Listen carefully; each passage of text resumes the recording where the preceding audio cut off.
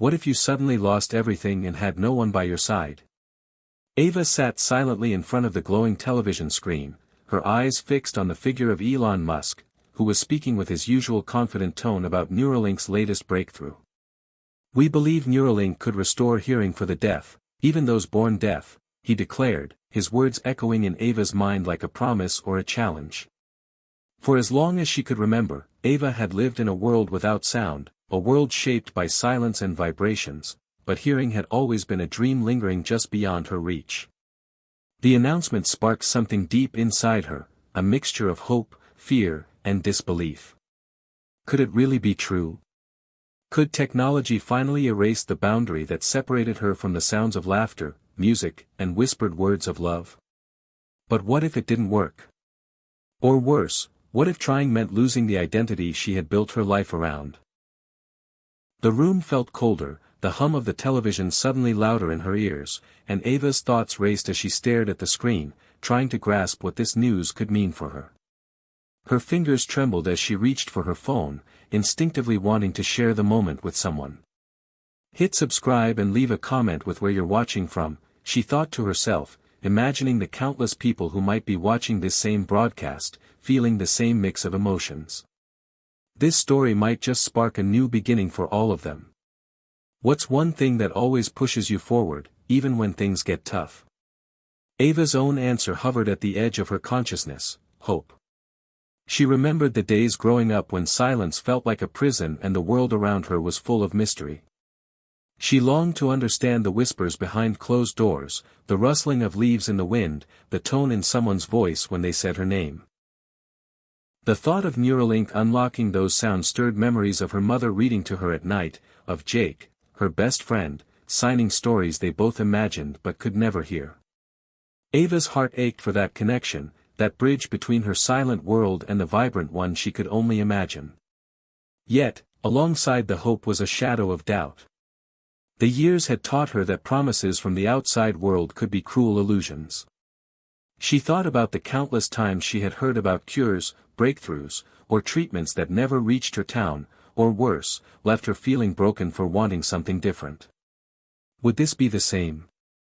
Was she ready to gamble everything for a chance she wasn't sure she deserved?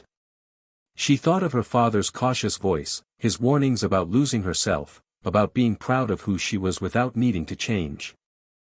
And her mother's unwavering belief that science could open doors where hope had once been barred. Ava knew that this moment was a crossroads. One path led to embracing the unknown, risking pain and uncertainty for a chance to hear the world. The other meant remaining in the comfort of silence, familiar but limited. As the broadcast ended, Ava sat back, her mind swirling with possibilities. The future was suddenly a question mark, a puzzle waiting to be solved.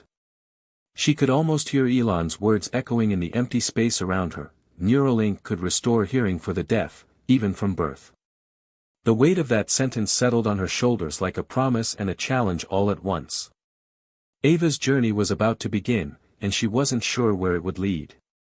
But one thing was clear: whatever happened, she would face it with the strength that had carried her through a lifetime of silence. Now it was time to decide.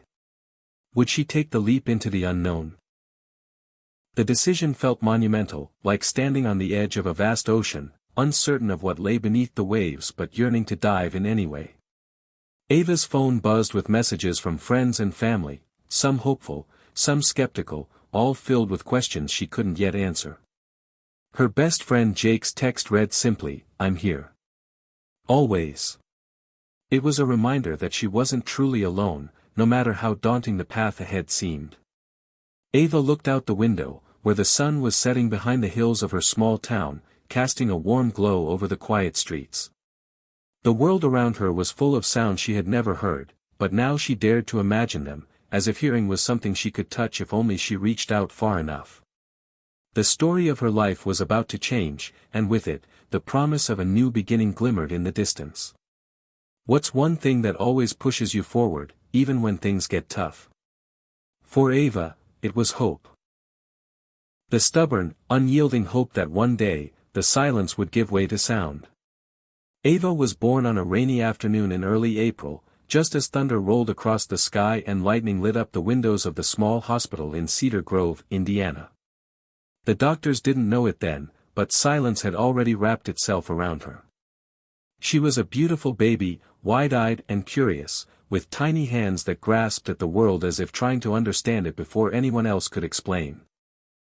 Her mother, Rebecca, held her close, humming a lullaby she would never hear, while her father, Michael, stood by the window, watching the rain and thinking of all the things he wanted for his daughter. The first signs came slowly. At 6 months, she didn't turn toward sounds. By 9 months, she still hadn't babbled. The pediatrician suggested waiting, said some children develop later. But Rebecca already knew. She had watched other babies giggle at their parents' voices, jump at sudden noises, respond to music. Ava did none of that. She lived in a bubble of quiet that no one could break. The official diagnosis came just after her first birthday: congenital sensorineural hearing loss, complete and irreversible. Michael stared at the doctor as if he had just spoken in another language. Rebecca asked question after question, her voice rising as hope slowly deflated inside her. Ava sat quietly in her mother's lap, playing with a toy giraffe, unaware that her life had just been defined by what she couldn't do. From that moment on, their lives changed in subtle, permanent ways. Michael, who had once spoken about teaching Ava how to play guitar, started spending more time at work. He loved her, but he didn't know how to reach her.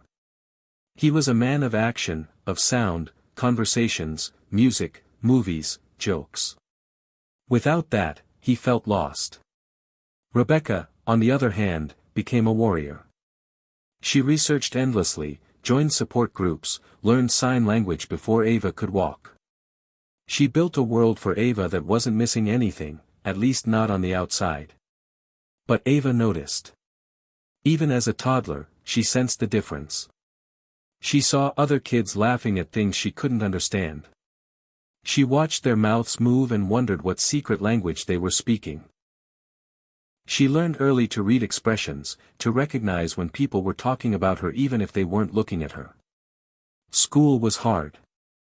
Though she attended a program for deaf students at the local elementary school, she was often placed in mainstream classes. Teachers tried their best, but the world moved quickly, and Ava had to fight to keep up. She became excellent at pretending to understand, pretending to follow, pretending it didn't hurt. Her silence became both shield and burden. At recess, she sat alone more often than not. Kids didn't know how to interact with her, and some just didn't try. A few were cruel, mocking the way she signed, calling her names they didn't think she could understand. She did. Ava never told anyone. She held it inside, pressing it down like a bruise you learn to ignore. But one day, everything changed.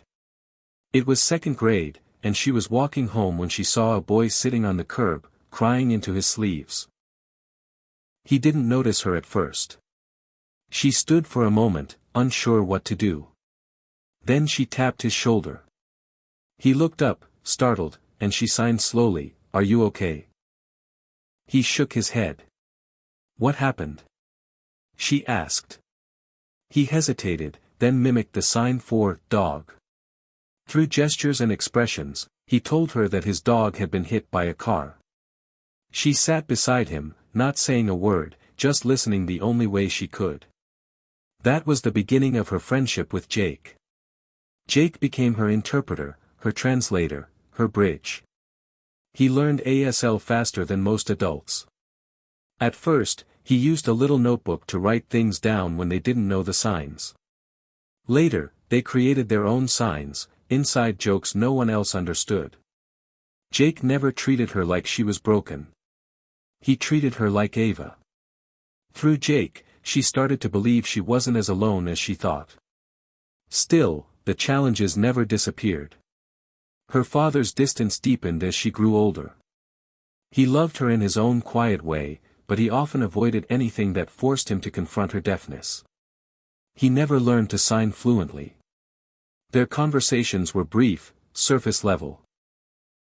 He would watch her from across the room, sometimes with a look that was hard to read, part sorrow, part regret.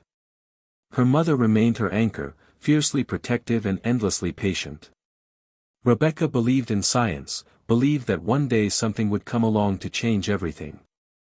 She read every article, chased every rumor.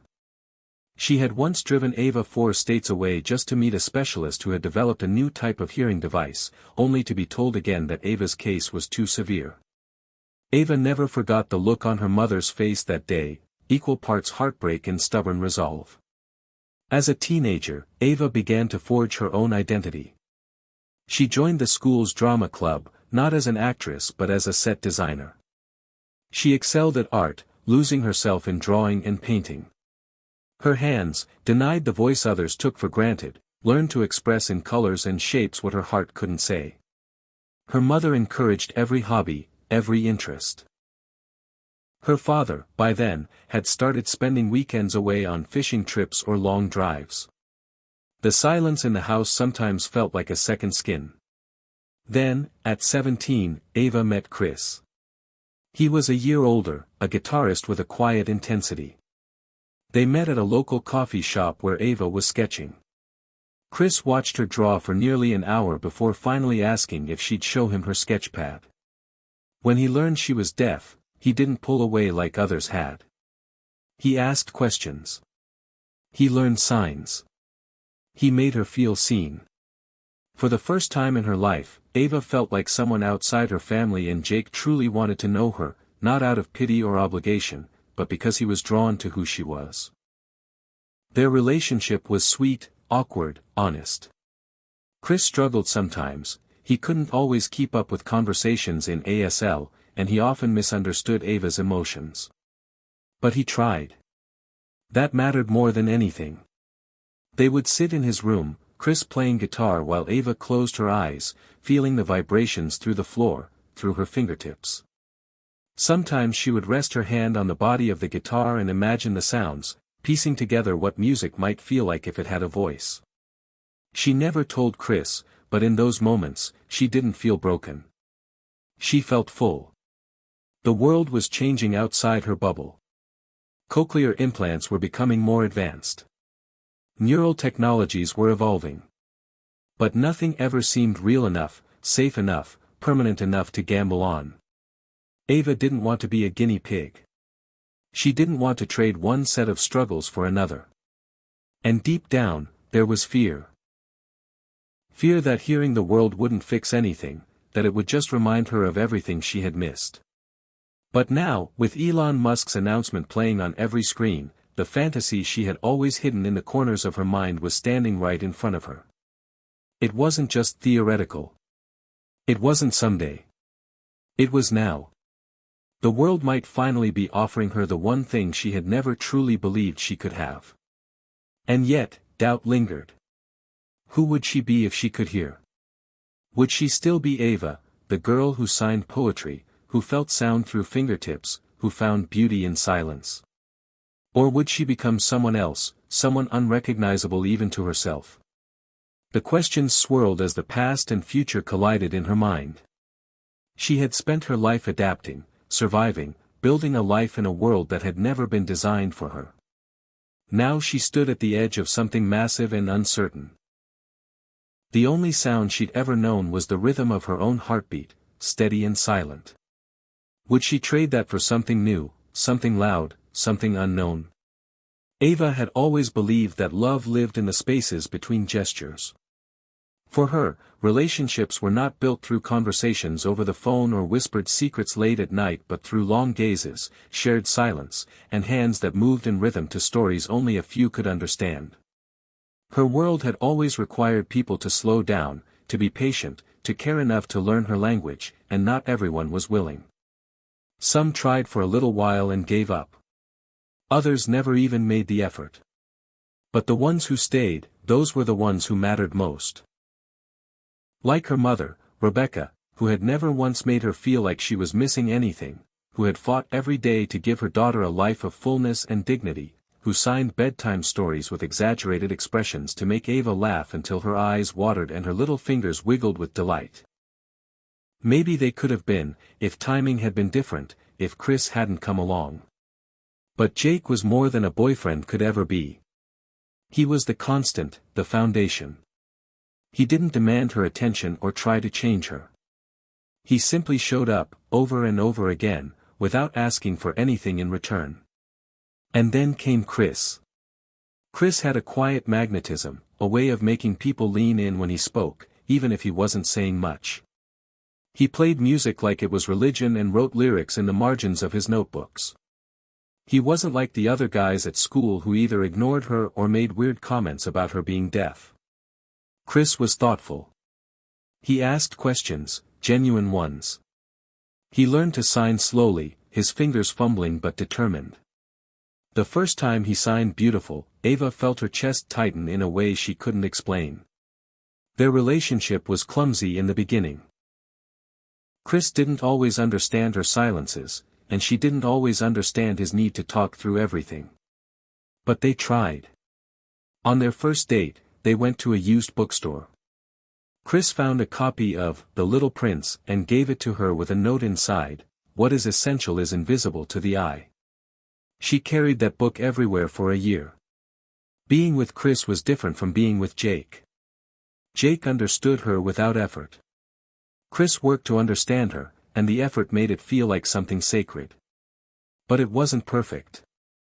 There were moments when Ava felt the gap between their worlds too sharply, when he'd laugh at something on the radio and forget she couldn't hear it, when he'd get frustrated trying to sign something complicated, when his friends would talk over her in group settings, unaware she was struggling to keep up. She didn't always tell him how much it hurt. She didn't want to be a burden. Chris, for all his sensitivity, sometimes missed things Jake never would.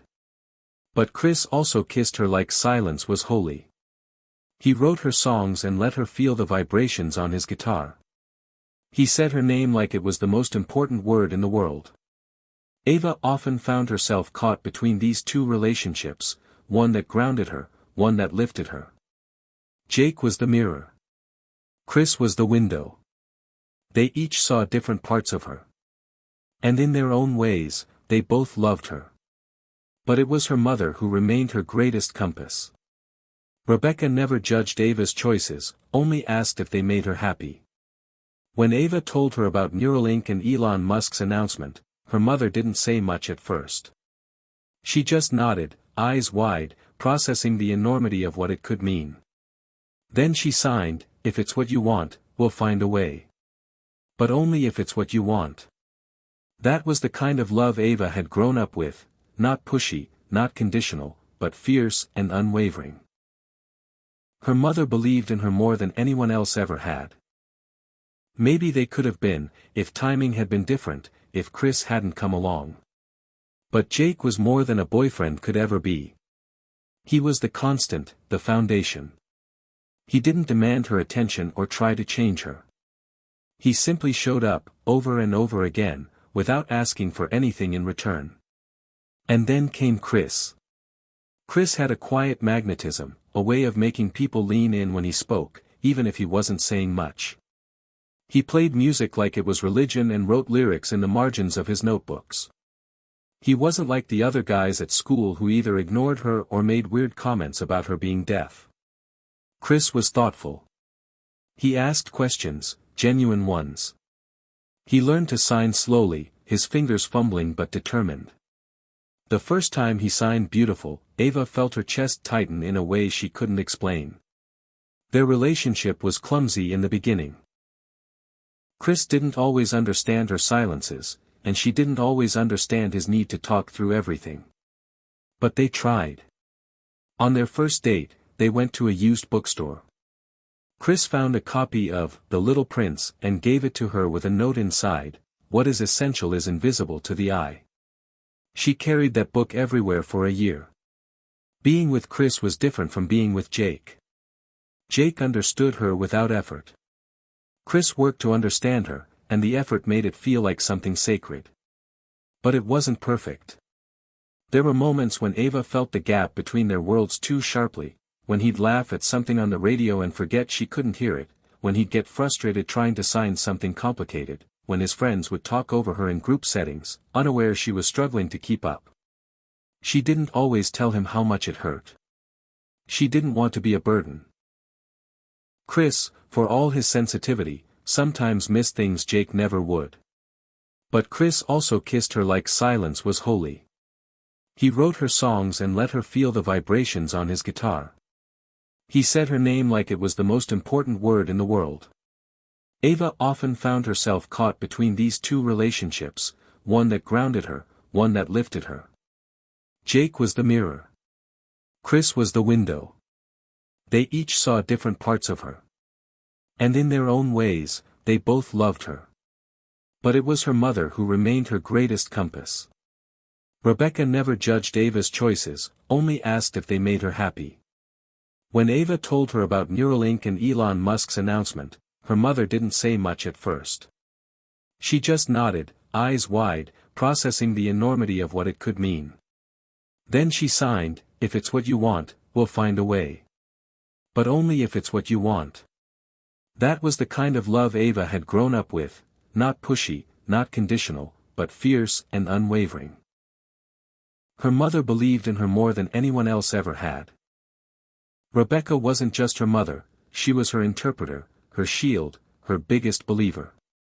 Every IEP meeting, every doctor's appointment, every school challenge, Rebecca was there. She learned ASL before Ava could understand what it meant. She sacrificed everything, her job, her social life, her comfort, to become the mother Ava needed. When Ava was 6, Rebecca started teaching basic signs to the kids in her daughter's classroom. She created flashcards, wrote songs, showed up to parent meetings with printed packets. Most didn't care. A few moms nodded politely. But Ava saw what her mother was doing, and it made her feel important, like her voice mattered even if it didn't come from her throat. But not every relationship was easy. Her father, Michael, struggled in a way Ava never fully understood. He loved her, but he kept his distance like he was afraid of saying or doing the wrong thing. He learned some signs, simple ones like "I love you," eat, sleep, school, but rarely used them. When he was with her, he smiled, ruffled her hair, kissed the top of her head, but there was always something missing: connection. Sometimes she caught him watching her across the dinner table with a sadness in his eyes he never spoke aloud. Ava often wondered if her deafness made him feel like a failure or if he blamed himself for something that couldn't have been prevented. As she got older, she stopped expecting anything from him beyond what he was able to give. They lived like polite strangers who shared a home but not a language. Then there was Jake, who exploded into her life like a firework and never left. They met in 2nd grade, and from the very beginning, he treated her like a person, not a project. Jake had a crooked smile and a laugh that shook his whole body.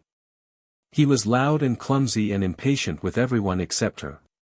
Where others spoke too fast or refused to slow down, Jake slowed everything. He memorized signs with the same urgency other kids saved for video games. He defended her when bullies made fun of her voice. He told her jokes and laughed so hard he cried, even when she couldn't hear the punchline. Jake was the first person outside her family who made her feel normal. When he learned to sign fluently by the time they reached 4th grade, Ava realized just how far someone would go when they cared.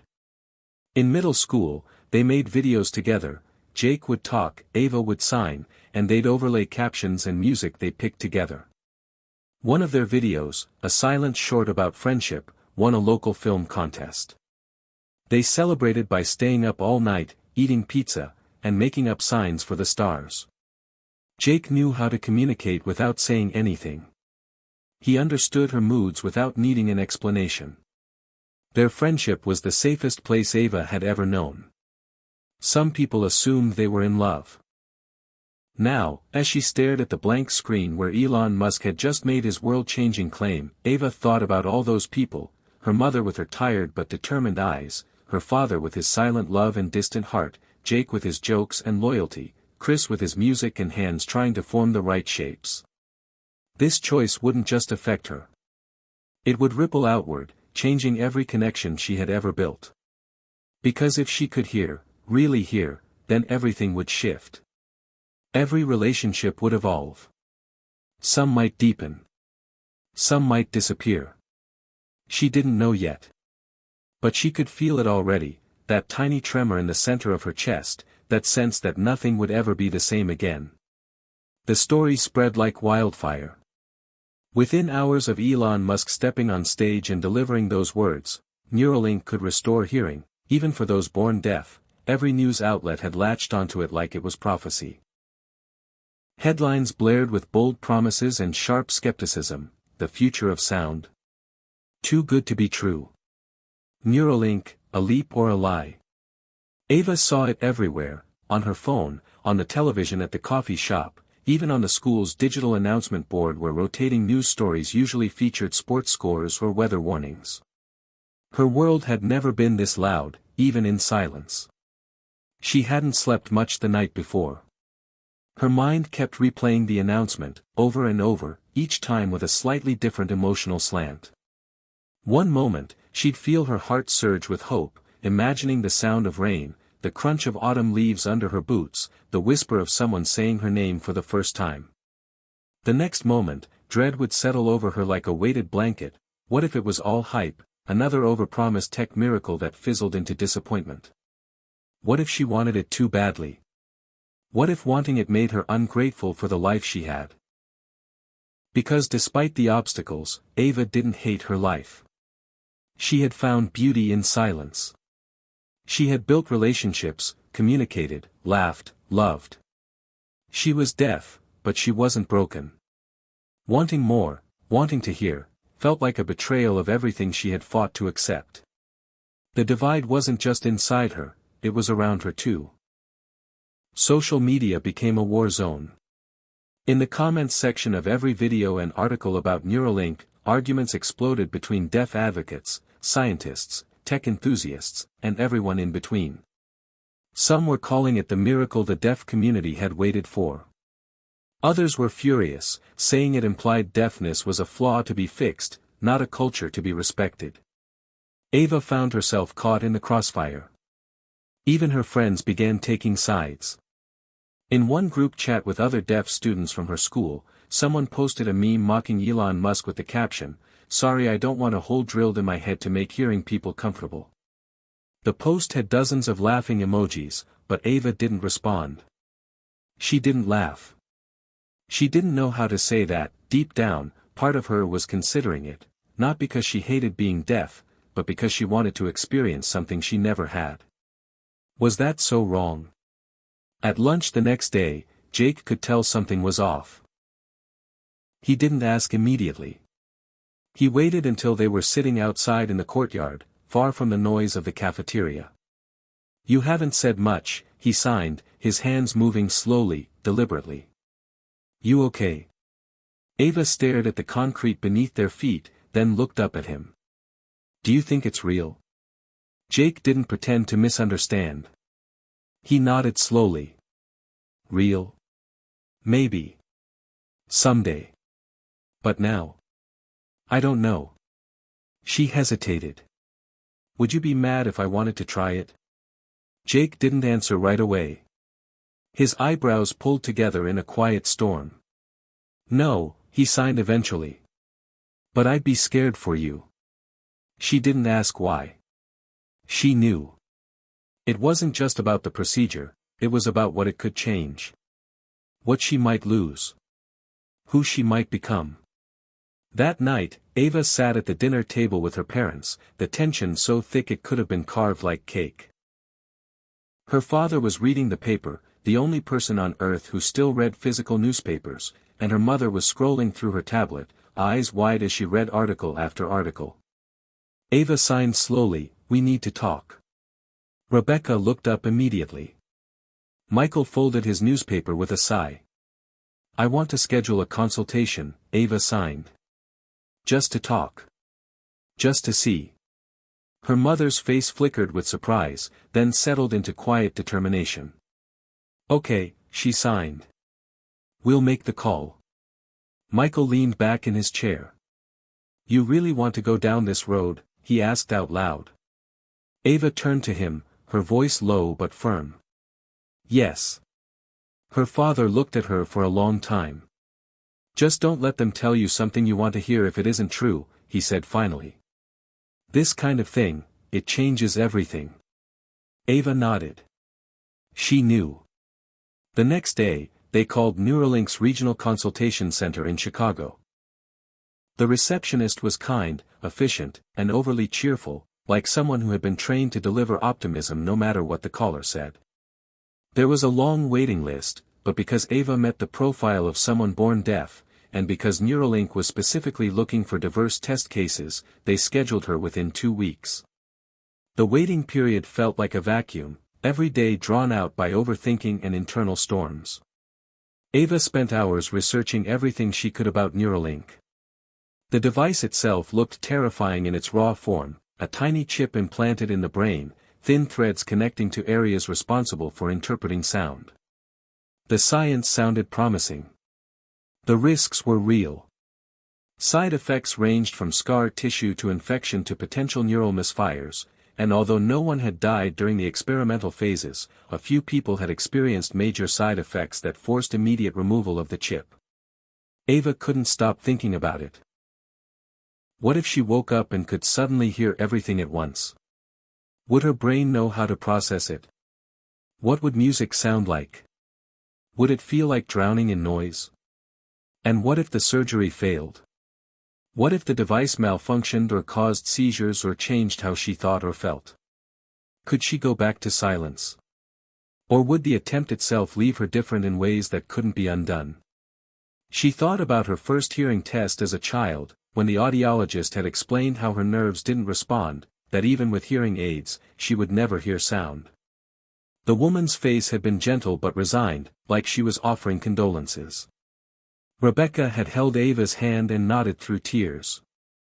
Now, nearly 2 decades later, they were talking about rewriting all of that. 2 nights before the consultation, Ava had a dream. In the dream, she was standing in a field of tall grass, and everything around her was moving. Trees swaying, birds flying overhead, people talking in the distance, but there was no sound. Then, all at once, the world erupted. The wind roared. Birds screamed. Voices clashed. It was too much. Ava covered her ears, but the sound came from inside her head, not outside. She woke up gasping, heart pounding, unsure if it was excitement or fear. When the day of the consultation finally arrived, Ava, Rebecca, and Jake made the 3-hour drive to Chicago in tense silence. Chris offered to come, but Ava asked him not to. She needed space. She needed to hear what the specialists would say without someone else's emotions clouding the room. The Neuralink building was all steel and glass, sterile and modern, like something from a sci-fi film. Ava signed in at the front desk, her fingers sweating despite the air conditioning. They were ushered into a consultation suite with soft lighting and a large screen on the wall displaying looping animations of the Neuralink procedure.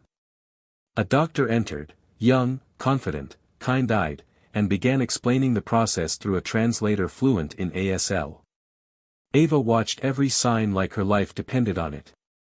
The implant would target her auditory cortex directly, bypassing the damaged nerves entirely. In theory, it could allow her to process sounds through digital signals sent straight to her brain. She might hear immediately. Or her brain might need weeks or months to interpret the input. Or it might not work at all. The doctor emphasized the risks, the unknowns. They weren't making promises. They were offering possibility. Ava asked question after question, until her hands were tired and her heart was racing. When the session ended, the doctor handed her a consent packet and said the choice was hers. She had 2 weeks to decide if she wanted to move forward. No pressure. No obligation. Just choice. On the drive home, the silence in the car felt different. It wasn't the heavy silence of confusion or fear. It was a silence full of potential, humming with the weight of a life-altering decision. Ava stared out the window at the blur of trees and towns and wondered if she was already on the path she couldn't turn away from. The future was waiting. The 2 weeks Ava had been given to decide stretched into something that felt like both a blink and a lifetime. She found herself walking through her days as if she were watching someone else live them. Attending class, smiling at teachers, pretending to pay attention while her mind drifted again and again to the white envelope sitting on her nightstand, the consent forms inside still unsigned. Every morning she looked at it.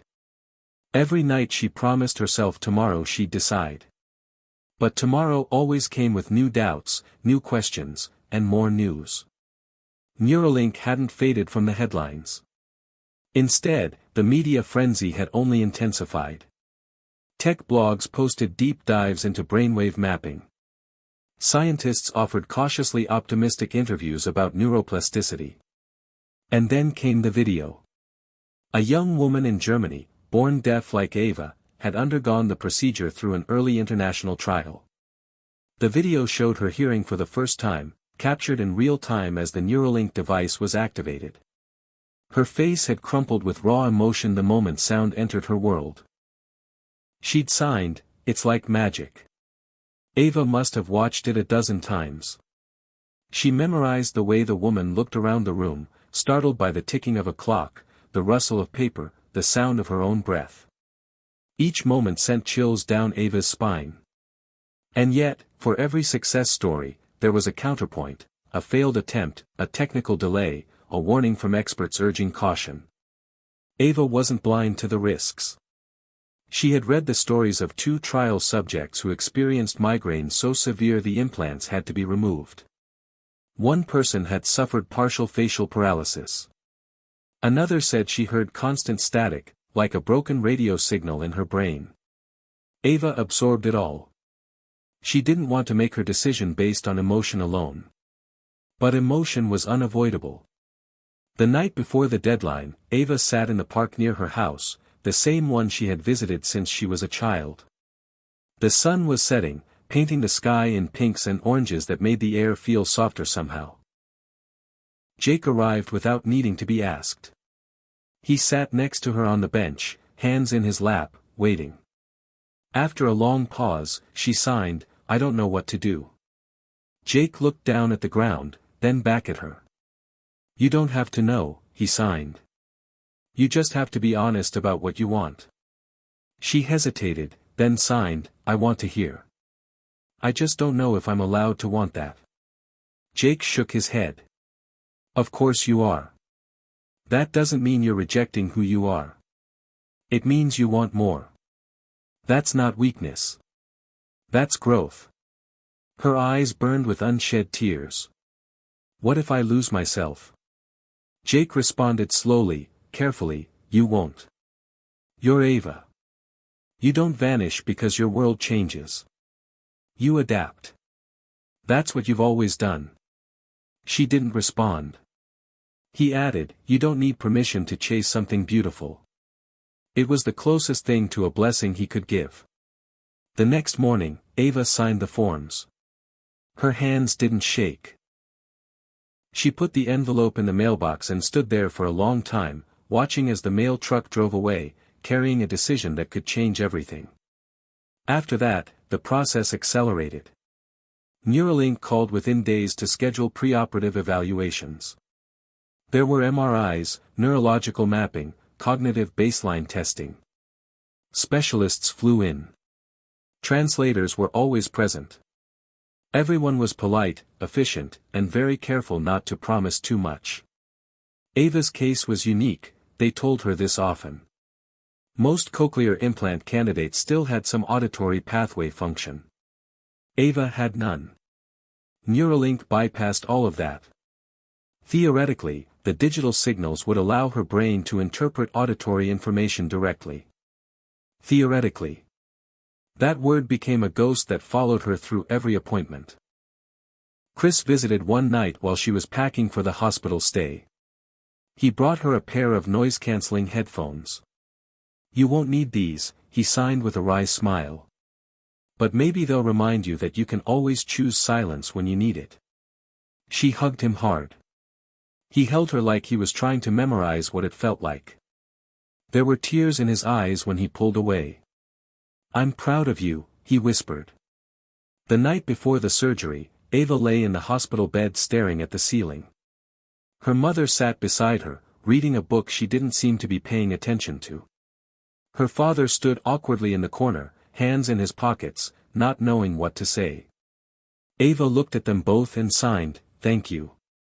Rebecca smiled and took her hand. Michael walked over, placed a kiss on her forehead, and whispered, "Be brave." The morning came quickly. They shaved a small portion of her scalp. Marked incision points. Explained the steps again. And then came the anesthesia. Ava counted backward. 10. 9. 8. Darkness. She woke to a sharp, dry ache in her head and the sterile brightness of the recovery room. Pain throbbed behind her eyes. The world was muted, not silent, just distant, like she was underwater. A nurse signed, "You're okay." Surgery went well. No complications. Her mother appeared next to the bed, eyes swollen from crying, smiling like she couldn't believe Ava was awake. The doctors explained they would wait 2 weeks before activating the Neuralink device. The brain needed time to heal. The chip was there, embedded, invisible beneath the skin, but dormant. The waiting began again. Recovery was rougher than she expected. Headaches came in waves. She slept a lot. Food tasted wrong.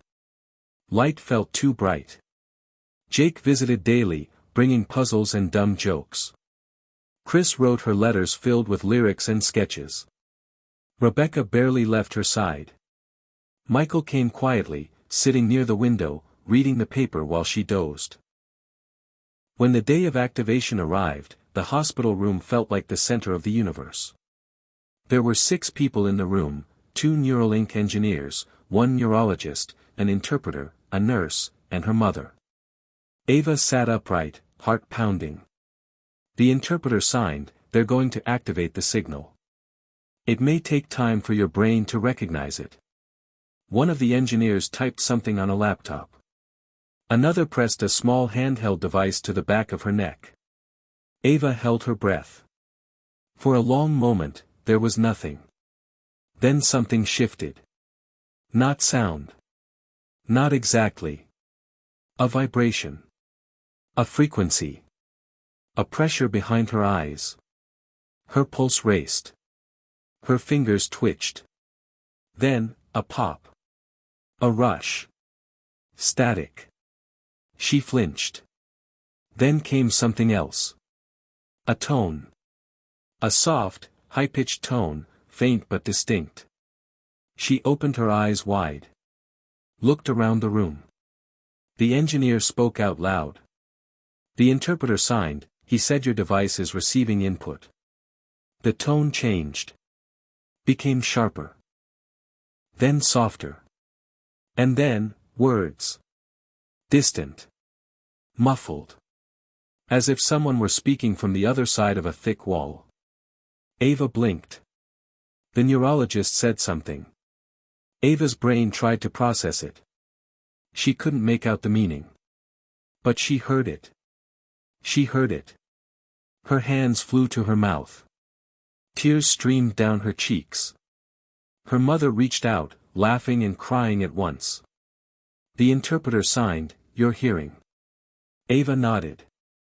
Her world had just changed. The room was buzzing with quiet celebration.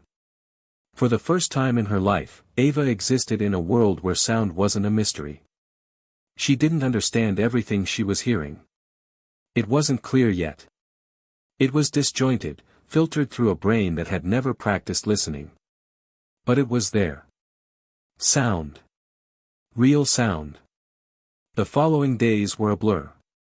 Recalibration. Testing. Daily therapy. Exercises to connect what she saw to what she heard. The world was overwhelming. Shoes on tile sounded like thunder. Water dripping from the faucet startled her. The rustle of a page flipping in a book made her jump. And then came the voice. Her mother. Speaking her name. Ava. It didn't sound like she imagined. It was softer. Rounder. But it was real. Ava. Her own name, spoken aloud. She cried again. That night, alone in her room, Ava lay in bed and whispered her own name out loud, over and over, just to hear it. At first, Ava thought she was dreaming. She would lie awake at night, staring at the ceiling, surrounded by the faint hum of machines and hallway footsteps and distant conversations, wondering if it would all disappear when she blinked. Sound was no longer just a concept, it was a sensation, a current of invisible life rushing toward her in waves too large to process all at once. Her body felt electric, over-aware. Her skin tingled at every creak of the floor, every murmur of a nurse, every breath she took. The world had gone from silent black and white to noisy, saturated color. But not all color is beautiful. Some shades scream. Some lights are too bright. Some sounds hurt. And that's what no one warned her about, not really.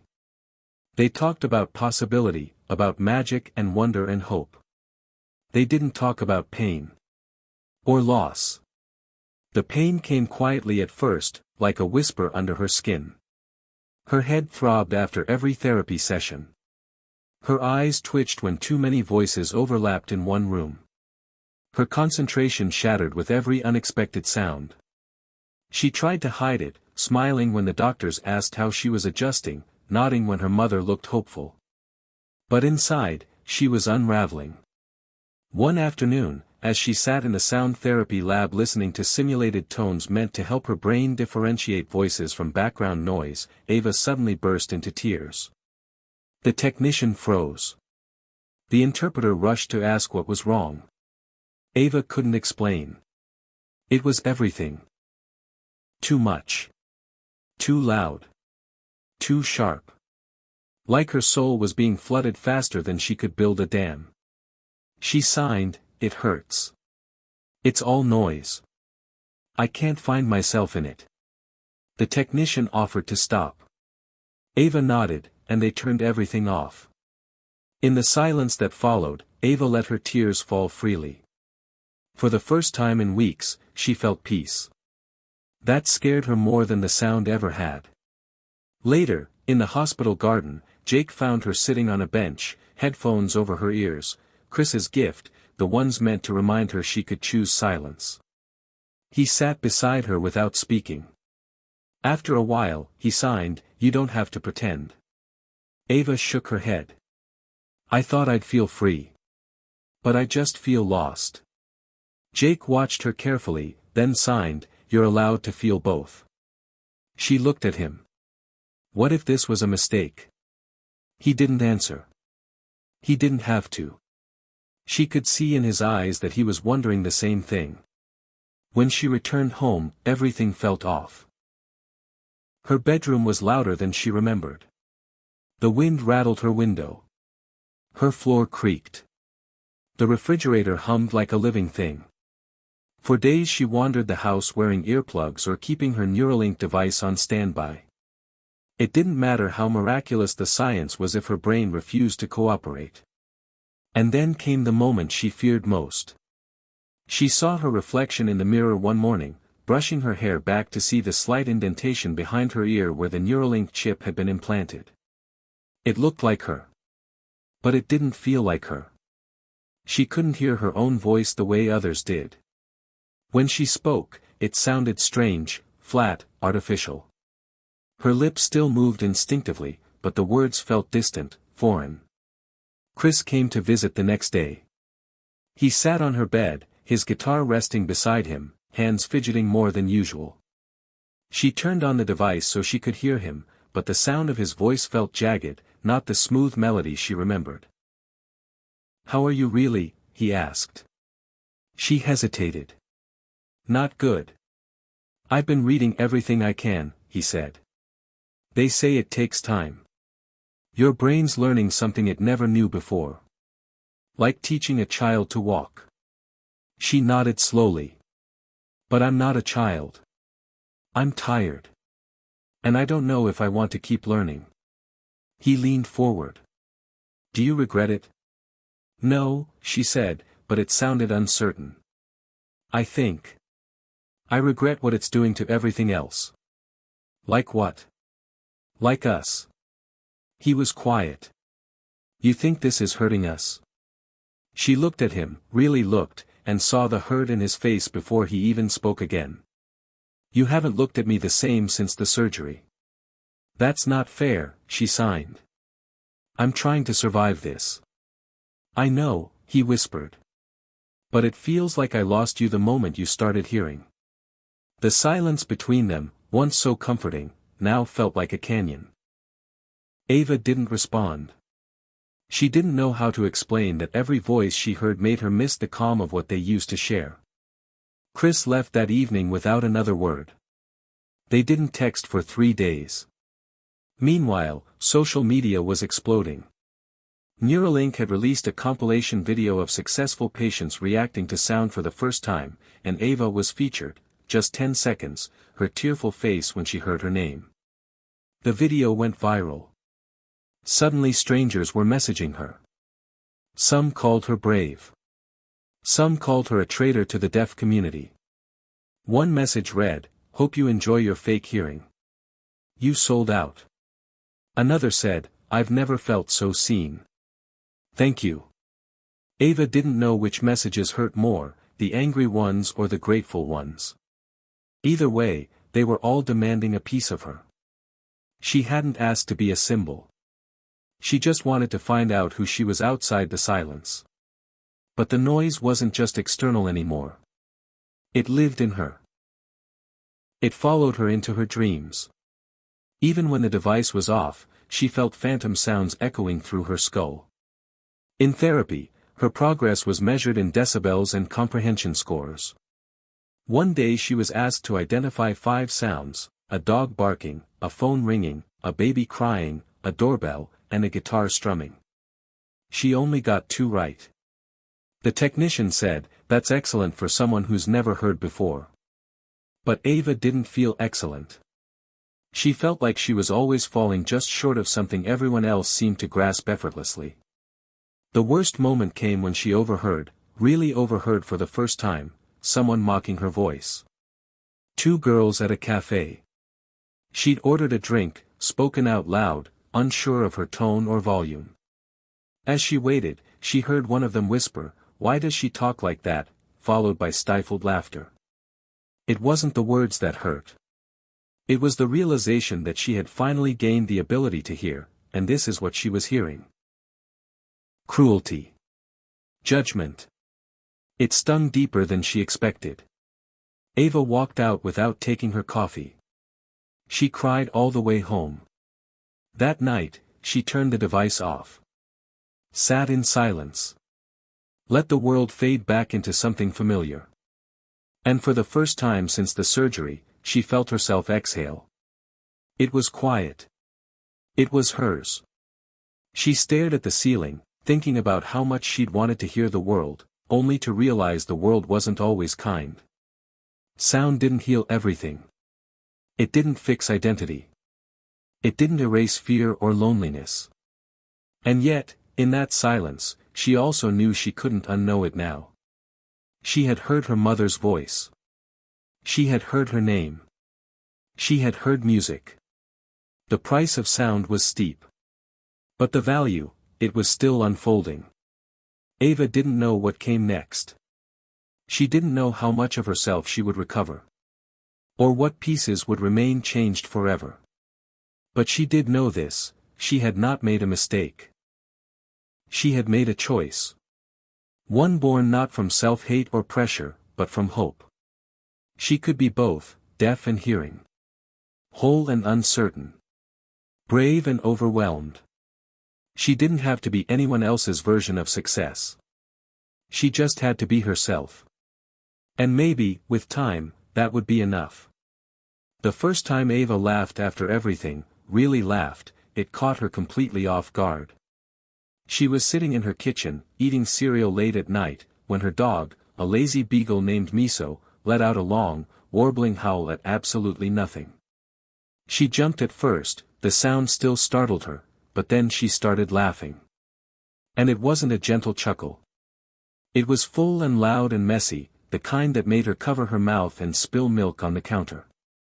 It was ridiculous, and it was real. She hadn't realized how badly she needed to laugh until it erupted out of her like a long-held breath. That moment didn't fix everything, but it reminded her that joy still lived in her. She just had to listen for it, even if it didn't always arrive the way she expected. In the weeks that followed, Ava made a decision. She would stop trying to choose between silence and sound like one was home and the other was exile. She would live in both. Let herself shift between them as needed. The Neuralink device had a manual mode that allowed her to power it off or modulate input levels. She began to treat it like a dimmer switch for the world, sometimes wide open, letting every frequency rush in, and sometimes muted, filtered, quieted when her brain and heart couldn't handle more. She found balance in the fluidity. She started using noise-canceling headphones in crowds, not to block out the world but to pace herself through it. She returned to therapy, this time on her terms, setting boundaries with the specialists. "I'm not here to become someone else," she signed during one session. "I'm here to grow into myself." Her therapist nodded. "Then that's what we'll do." Chris came back into her life slowly. Not with declarations or demands, but with a text, "Still have your headphones?" She responded with a picture of miso chewing on them. He laughed. They met for coffee a few days later. The same cafe where she'd once been mocked. This time, she ordered her drink confidently, watching the barista's mouth move and using her Neuralink to process the sound of her own voice. It still felt odd, but it didn't feel wrong. Chris listened as she told him everything, about the pain, the confusion, the moments of euphoria followed by hours of exhaustion. He nodded often. Said little. When she was done, he asked, "Do you wish you hadn't done it?" Ava shook her head. "No. I just wish I'd known how much I'd have to unlearn after." He reached across the table and touched her hand. "I'm proud of you." They didn't define what they were after that, friends, more, less, it didn't matter. What mattered was that he stayed. That he saw her not as a before and after version of herself, but as one whole person still figuring it out. At school, the reactions were mixed. Some classmates wanted to ask questions, but were afraid. Others offered unsolicited opinions. One girl signed, "So do you even consider yourself deaf anymore?"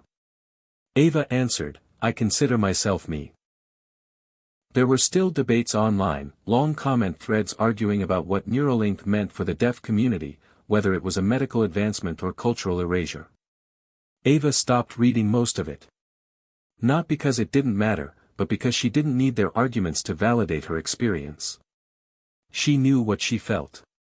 She knew what it cost. One afternoon, she visited her old ASL teacher, Mr. Delgado, a kind-eyed man with an expressive face who had been one of the first people to tell her she could do anything. When she walked into his office, he looked up from his desk and signed, "Heard your story made national news." "Can't say I'm surprised." She laughed. "Feels strange being a headline." He motioned for her to sit. "Do you feel different?" She thought for a moment. Then signed, "I feel like I'm finally allowed to be complicated." He smiled wide. "That's a good thing to be." He listened to her describe the procedure, the reactions, the emotional toll. When she finished, he signed something slowly, thoughtfully, "You didn't betray your culture. You expanded your world. That doesn't make you less. It just makes you, more." She held back tears. That night, she wrote in her journal for the first time since the surgery. She had been avoiding it, unsure how to translate the noise in her head into words. But now, the words came easily. "Some days, I turn off the sound and sit in the silence like it's a warm bath. Other days, I leave it on and let the world rush in, even when it overwhelms me. I'm learning that being overwhelmed isn't weakness, it's proof I'm awake. I'm learning that hearing doesn't make me whole. I was never broken. But it does add a new lens, a new dimension, like discovering a room in a house I've lived in all my life. I don't live in that room permanently. But I visit it. And every time, I find something beautiful waiting for me."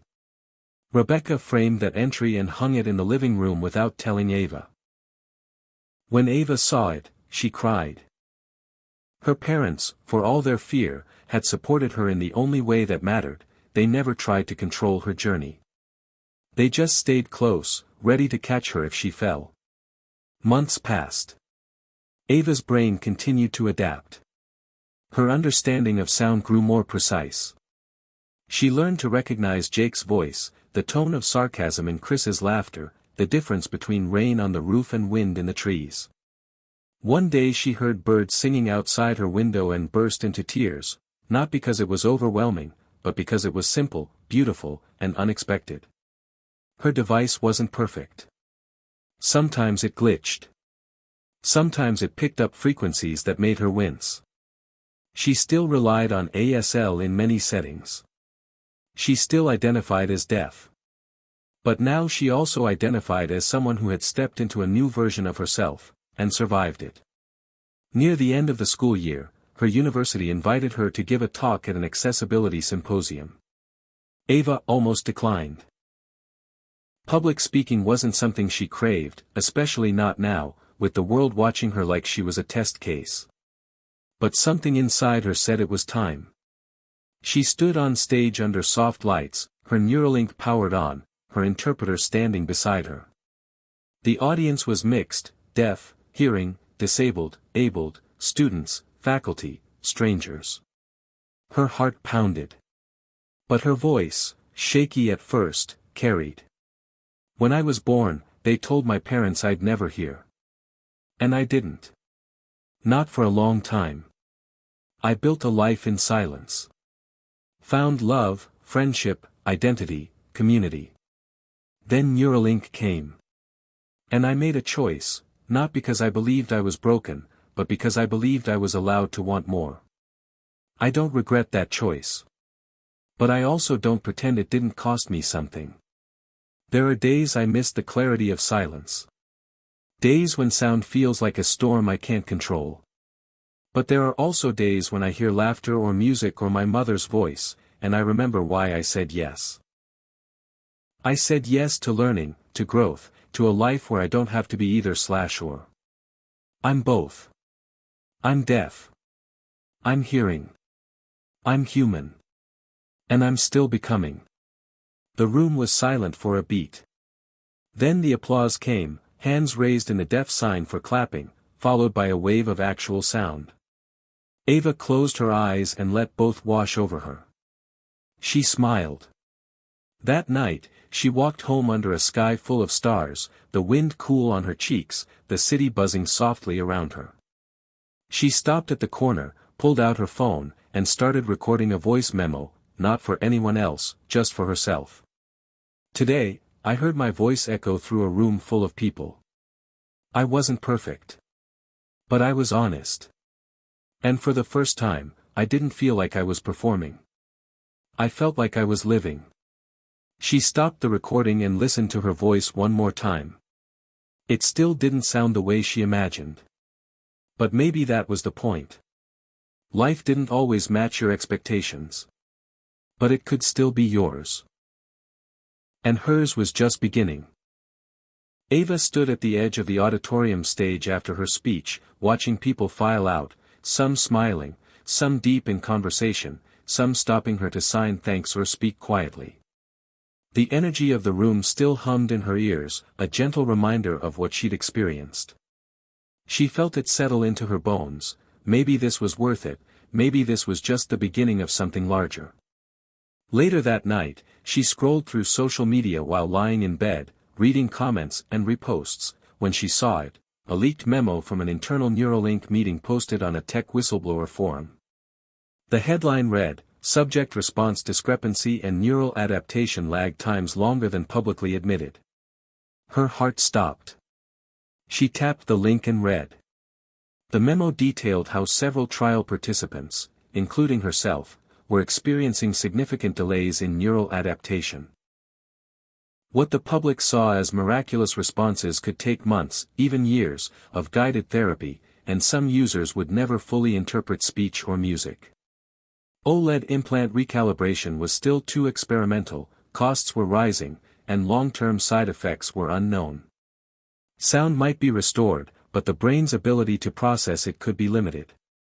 Worse, some subjects reportedly suffered emotional dissonance, feeling disconnected, depressed, unsure who they were in the world that didn't know them as they once were.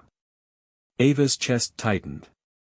Had everything she'd built, the balance she'd found, been based on incomplete truth? She nearly dropped her phone. She sat up and relaunched her browser to search for confirmation, but everything official said the opposite: glowing testimonials, clinical trial success rates, positive press. The discrepancy was huge. She felt like her world had shifted again, the rug pulled out from under her progress. She stared at the memo on her screen.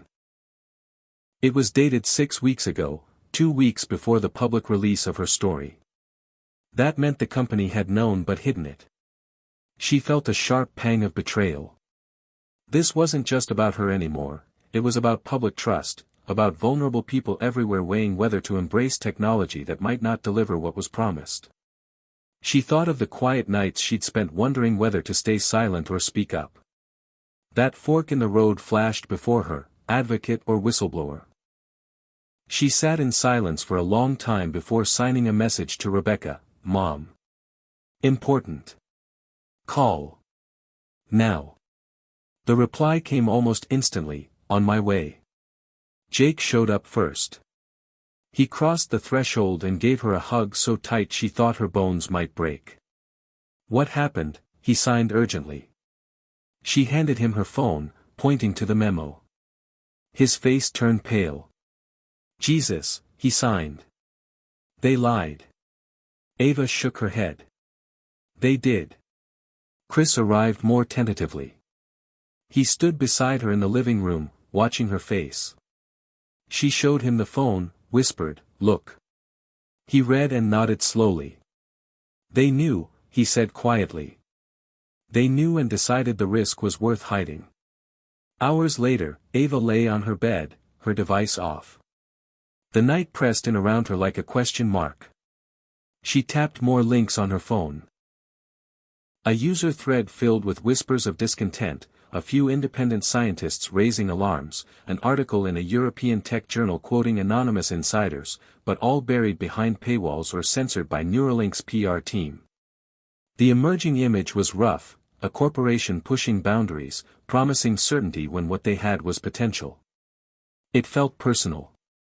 Ava thought of every hard day of recalibration, every moment of doubt, every day she said yes instead of turning back. She didn't just say yes to growth, she said yes to them. And now they'd framed her story as proof of success while knowing better. She slept fitfully, dreams filled with binary code and alarms. A robotic voice repeating her name. Flashing words: adaptation failure. Deliberate omission. Trial subject. She woke trembling, tears slick with fear and fury. Morning brought a plan. First, she needed more information. With Jake at her side, she contacted the forum poster who'd leaked the document. He replied quickly. He'd accessed internal servers and was willing to share more. They arranged a video chat disguised by a VPN. The caller's face blurred, the voice was low and tremulous. "They're covering it up," he said, every word clipped. "We've got more. Patient logs. Neuropsych assessments showing emotional instability up to 6 months post-activation. Cost estimates far exceeding what was publicly reported. People are burning out, and the company is silencing them." Ava's heart pounded. "They're lying in public briefings?" The man nodded. "Correct. And they've even threatened legal action to stop leaks." "I want everything," she said in sign, carefully. The man hesitated. "You sure?" Ava looked at the screen. Her reflection caught in the monitor, eyes bright and determined. "Yes." Over the next days, Jake combed through the leaks, consolidating info. Some subjects saw only partial retention of speech processing, others experienced persistent migraines and memory lags. A few dreaded social interaction because voices overwhelmed them. They couldn't reverse the device yet, implant removal required another surgery. Informed consent forms had been updated too late, months after participants had already signed. It was a PR crisis waiting to erupt. Ava felt sick. She thought about the speech she'd given, the headlines written in her name, the hope she'd helped spark. She thought of her mother's pride, her father's tears. She realized she had a choice: bury this or use it to force transparency. Meanwhile, public opinion began shifting. A few tech journalists questioned Neuralink's data. A renowned neurologist weighed in about long-term brain plasticity challenges. But for the most part, mainstream media still towed the company line. Ava felt like the only one standing upright in a storm-tossed boat, shouting for help no one heard. Jake and Chris became her inner counsel. One evening, they sat in her living room surrounded by open laptops and sticky notes. "If you decide to speak out, they might come after you," Chris noted. "Lawsuits, defamation suits, NDA enforcement." "I know," Ava replied. "But their lies could ruin other people's hopes. At least I can't let that stand." Jake added, "Your voice matters because you lived it. You weren't just a statistic." Ava closed her eyes and took a breath. "I want to do this. Not just for me. For everyone who was told, yes, it's safe. The next day she drafted a personal statement, her experience, both the triumphs and the pain, and what she'd learned from the leaked documents. She planned to send it to a trusted reporter and the FDA's advisory board overseeing Neuralink trials. When her mother found the draft, she read it on her phone, tears rolling as she signed, "I'm proud of you." For once, Michael also used more than the usual signs. He stared, then said quietly, "Tell them the truth." With their blessing, Ava uploaded a secure file portal to the reporter. She posted parts of her story anonymously at first, because she still feared retaliation. But within days, the whistleblower voice had a face, and reporters confirmed she was the subject of the memo. Neuralink issued a toned-down statement acknowledging ongoing matters under internal review and reaffirmed commitment to patient safety. It wasn't an apology, it was a repositioning. The real moment came weeks later during a live-streamed Senate tech hearing. Ava watched with biting anticipation as Neuralink's CEO faced questioning. The leaked issues were brought up: delays, hidden side effects, emotional risks. The CEO answered with polished deflection and vague optimism. When asked about informed consent transparency, he said, "We are constantly improving our protocols."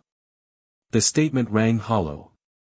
But then Ava's voice came in from a microphone off-screen, low and firm. Those words would mean more if they started with truth. The room paused. Somebody leaned forward. She didn't appear on camera, yet, but thousands of viewers heard her story. It wasn't flashy. It wasn't indicative of runaway technology. It was human. Vulnerable. Real. Online, comments exploded. Social media cracked open. People said, "We need transparency. She has a point. Stop hiding harm." In the medical community, her bravery energized doctors assessing devices like Neuralink. Regulators said they would intensify oversight. That night, Ava lay in bed, device off, the world suddenly feeling still again, but alive. She stared at the ceiling. Relief. Fear. Hope. All tangled inside her like roots. She didn't know what Neuralink's future held. Maybe it would adapt, maybe it would fail, maybe she'd return to silence someday. But she did know this: hearing wasn't just about sound. It was about power. The power to speak, and the power to hold those with power accountable. Silence was no longer her refuge but her choice. And she would protect it as fiercely as she cherished sound. Ava couldn't remember the last time silence had felt so alive. After the Senate hearing, the world seemed to shift under her feet, not violently, but gently, like new ground forming where there had been none. Her phone burned with messages, support from strangers, private messages from tech insiders, DMs from other Neuralink subjects who said her courage inspired them to speak out. But beneath the noise of validation, a new quiet began to grow inside her. A quiet that felt heavier than before, the kind that comes when the storms are over. She woke that morning to sunlight slicing across her floor. Miso padded into the room, palms rattling against the floorboards, and she reached out to scratch behind his ears. Her device was off, she hadn't powered it on since the hearing. Every sound felt deliberate and chosen now, not automatic. The gentle whistle of the wind, Miso's breathing, the rustle of sheets. It felt like permission. To heal. To listen. To herself. Her mother, Rebecca, knocked softly and slid inside. She signed, "Mom," and gave Ava a cautious smile.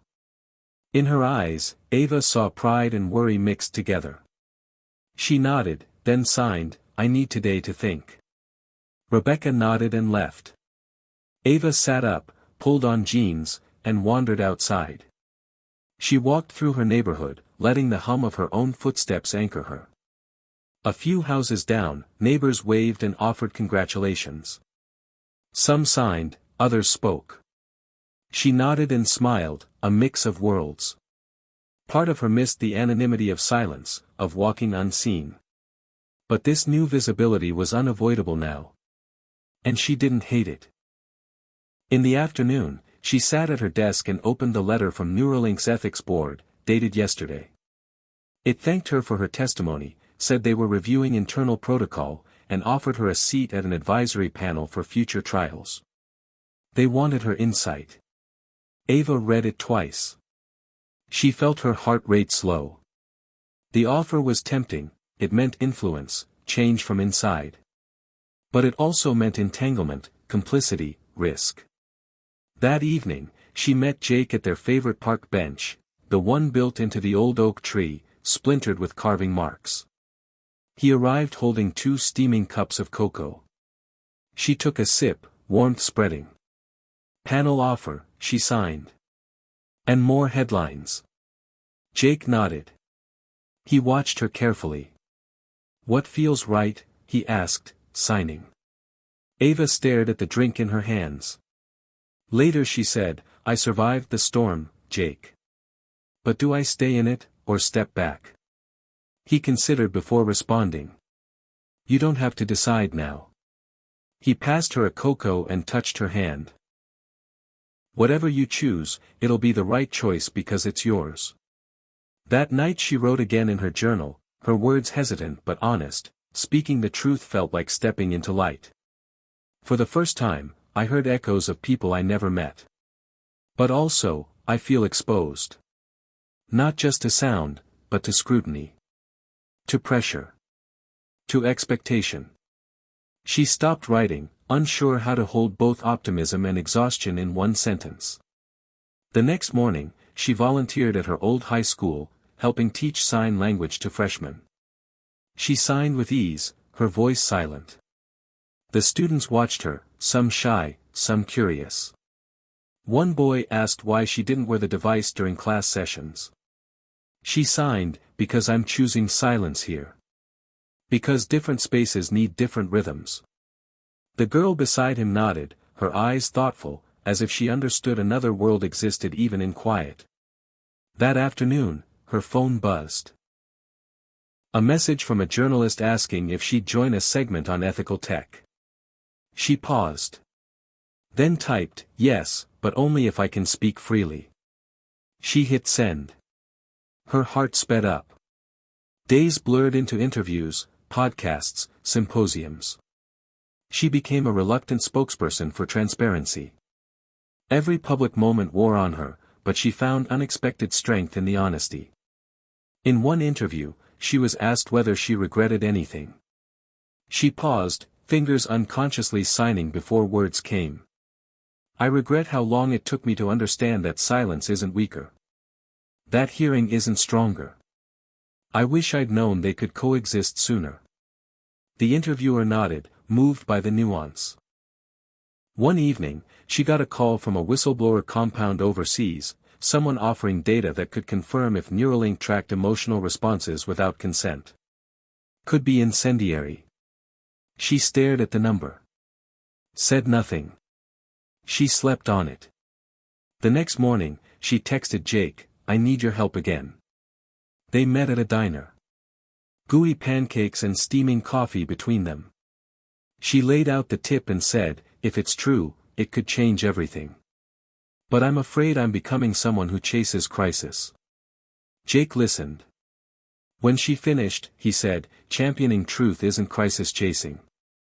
It's responsibility. But you also get to decide how much you carry." She nodded, looking into her cup until the reflection settled.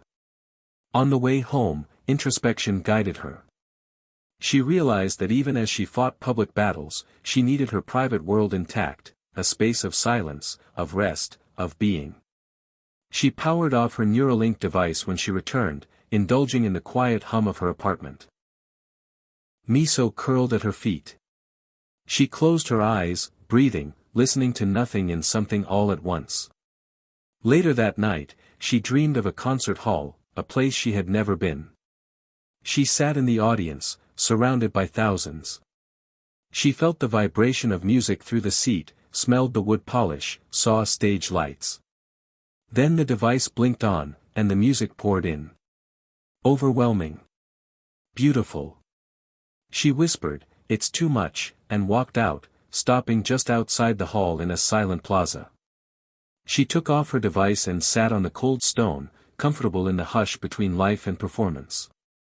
Morning came. Ava emailed the whistleblower contact, asking to verify the tip and proposing a protective journalist partnership. She drafted a statement outlining her guidelines for what she would share publicly: facts, personal experience, not speculation. She wanted clarity, not drama. That afternoon, she mediated a video call with a disability rights advisor. They asked if she'd help ensure any tech lived up to ethical standards. She listened, signed, suggested frameworks for consent and autonomy. The disability advisor said, "Your voice is rare because you know both worlds." Ava realized that was true. She'd earned that right. Weeks passed. The leaked data didn't emerge, some things get buried. But in its absence, the conversation shifted again, toward proactive reform, updated consent forms, participant advisory groups, emotional health monitoring. Neuralink announced a new ethics oversight board with community representation. The company's stock dipped slightly, but regulators praised the step. Ava watched it all from a distance, device off at bedtime, on during meetings, shifting between worlds with conscious care. One evening, Rebecca and Michael took her out for dinner at a local diner. They all spoke, small talk, laughter, shared signing across the table. Ava used sound and silence interchangeably. She felt connected and complex. Her mother toasted to her bravery. Her father squeezed her shoulder and quietly said, "You taught us what it means to listen." Driving home afterward, Ava looked out the window at the stars. She powered down the device. Silence embraced her. She thought of the path behind her: bulletins, leaks, speech therapy, interviews, and the one ahead: advisory meetings, quiet advocacy, private reflection. She realized that the story was never about hearing, it was about choosing, courage, and claiming space in both worlds. At home, she lay in bed and whispered her name. It was soft, strange, familiar. She pictured it echoing through the hallways of advocacy, through the circuitry of tech, through hearts and minds. She didn't know who would hear it or what they'd do. But she knew she had found her voice, one that blended the silence she cherished and the sound she'd fought for. And in that balance, she wasn't lost anymore. She was exactly where she needed to be. Hit subscribe and leave a comment with where you're watching from. This story might just spark a new beginning. What's one thing that always pushes you forward, even when things get tough? Ava woke before dawn, the room bathed in soft gray light. She reached out and felt the smooth metal of her Neuralink power switch. It was still off. She considered leaving it silent for another day, but then gently turned it on. A soft hum filled the background, barely audible, a whisper of possibility. She closed her eyes and drew in a slow breath, not ready for sound to flood in, but ready to let it exist, alongside silence. Today marked 6 months since activation, and though she still struggled, she was stronger. She rose and walked to her desk, where the framed journal page from earlier months sat beside a new photo, her smiling, unplugged, on stage at the symposium. 2 halves of herself, side by side. She'd spent the morning working on a proposal for a community-centered consent framework for neurotech trials, grounded in real experience, not corporate narratives. She tweaked wording, added sections she'd learned mattered: emotional readiness, cultural preservation, ongoing mental health checks. It felt right, purposeful, a tangible outcome from months of noise and stillness and truth-telling. Later, her phone pinged, a text from her ASL teacher, Mr. Delgado, guest speaking next week at Deaf Futures Conference. Ava typed, "Yes, and I need your help with signing team." She grinned. In a week, she'd speak not just about hearing, but about choice, with all its complexities and nuances. She felt a weight shift in her chest, less exhaustion, more clarity. In the afternoon, she met Jake at their park bench again. They brought thermoses of tea and sat in companionable silence, watching the leaves tremble in the breeze. Jake signed, "Day off." She smiled and nodded. He signed, "Good for you." She said, "Heard you've been working on a music piece." Jake laughed. "Yes, but I keep playing it softer, trying to find where it's loud enough to feel, not hurt." Ava's smile softened. Perfect. They didn't rush to fill the silence. When they did, it was with signed half-sentences, observations about the day, everyday comfort. That evening, she and Chris attended a rehearsal of a small deaf and hearing-inclusive ensemble. They tried different chairs with wood slats offering vibrations, equipped with transducers, mics, and visual cues. Inside the rehearsal space, violin players, drummers, and deaf dancers worked together, guided beats visualized with lights. Ava watched musicians sign rhythms, feel the floor hum. She felt something swell inside her, hope for a future where sound and silence weren't separate realities but different languages of the same world. Chris leaned over afterward. "I didn't expect that to move me so much." She replied, "It moved both of us." He smiled and took her hand. No speeches. No expectations. Just connection in complexity. Late that night, they worked on a duet, guitar and sign poetry. Chris's soft chords matched Ava's fluid signing, weaving sound and silence into something neither could exist without. They didn't perform it beyond their room, yet. But it felt alive. The next day, Ava's parents visited to help her prepare for the Deaf Futures Conference. Rebecca quizzed her on wording, Michael practiced turning slides, trying signs awkwardly but with determination. Ava watched them. Their pride was quiet but fierce. She'd asked them to join her panel discussion, to bring home the message that tech was personal, not just dramatic. They'd agreed. Father and daughter signing side by side, an image of change and connection. That night, Ava sat on her bed and opened her journal. She wrote, "I'm not the person I was 6 months ago. That version of me would have rushed toward everything or away from everything. I would have heard or erased. But this version, she quiets and listens. She holds noise gently. She advocates gently. She signs and speaks. She creates space for choice, for doubt, for change. She's both. She's whole." She pressed save and closed the laptop. The silence was full. The sound was near. She lay back and closed her eyes, wishing for both. On the morning of the conference, Ava woke in calm determination. She slipped her Neuralink device on, feeling its familiar hum. She practiced a few slides, then powered it off and practiced signing. then powered it back on and spoke her first lines into the microphone. She repeated, toggling sound and silence, finding the rhythm of both. At breakfast, Jake and Chris came over early. They brought pancakes and coffee. They held space for her nerves and hopes. "Remember," Jake signed, "your story belongs to both worlds." Chris whispered, "We're proud." Ava felt a deep swell of gratitude. Hers was not a solo journey, but a woven one. At the conference hall, stage lights warmed the front row. She walked up, took a breath, and looked out on a sea of faces. Some deaf, some hearing, some in between. Her heart drummed, part excitement, part calm. She began in ASL, then transitioned to speech. She spoke softly, sharing her journey from silence to sound to truth. Choice is what makes us human. Whether we hear or not, your voice, your identity, your community matters.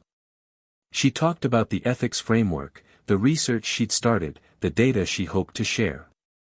She signed the final line, "This is not a story about technology. It's about trust, transparency, and humanity." The applause was immediate. A mix of signed visual claps and spoken sound claps. She closed her eyes, letting both wash over her. She opened her eyes and smiled. Later, in the hallway, she was pulled in all directions, panel invites, questions, hugs. A young deaf woman touched her arm and signed, "Thank you for giving us space to choose." An older man shook her hand and said, "Your voice carried the weight of both worlds." She felt seen and known in a way she never expected. Driving home, night sky overhead, radio playing softly, she powered down and listened to the hush of her car. She thought of the journey, birth in silence, longing and love, surgery and overload, truth-sharing and healing. She thought of all the voices she'd heard, all the words she'd signed, all the times she'd felt both lost and found. She let the silence settle once again. She pressed the button to turn off Neuralink. The hum ceased. And she sat with the quiet, knowing it wasn't emptiness, it was belonging. She whispered to herself, "Life is full of surprises, but love will always lead the way." Then she smiled and began the journey home, with sound, without sound, whole. The morning after the Deaf Futures Conference, Ava woke to a flood of notifications, emails, texts, social media mentions. The hall had been filled with curiosity, gratitude, and at times, tough questions that prompted her to define what balance really meant. The coverage had been mixed, too. Some praised her advocacy and nuanced approach, while others dismissed it as symbolic gesture. The tech press wanted numbers, charts, clinical results. The deaf community asked for cultural sensitivity, warnings against erasure.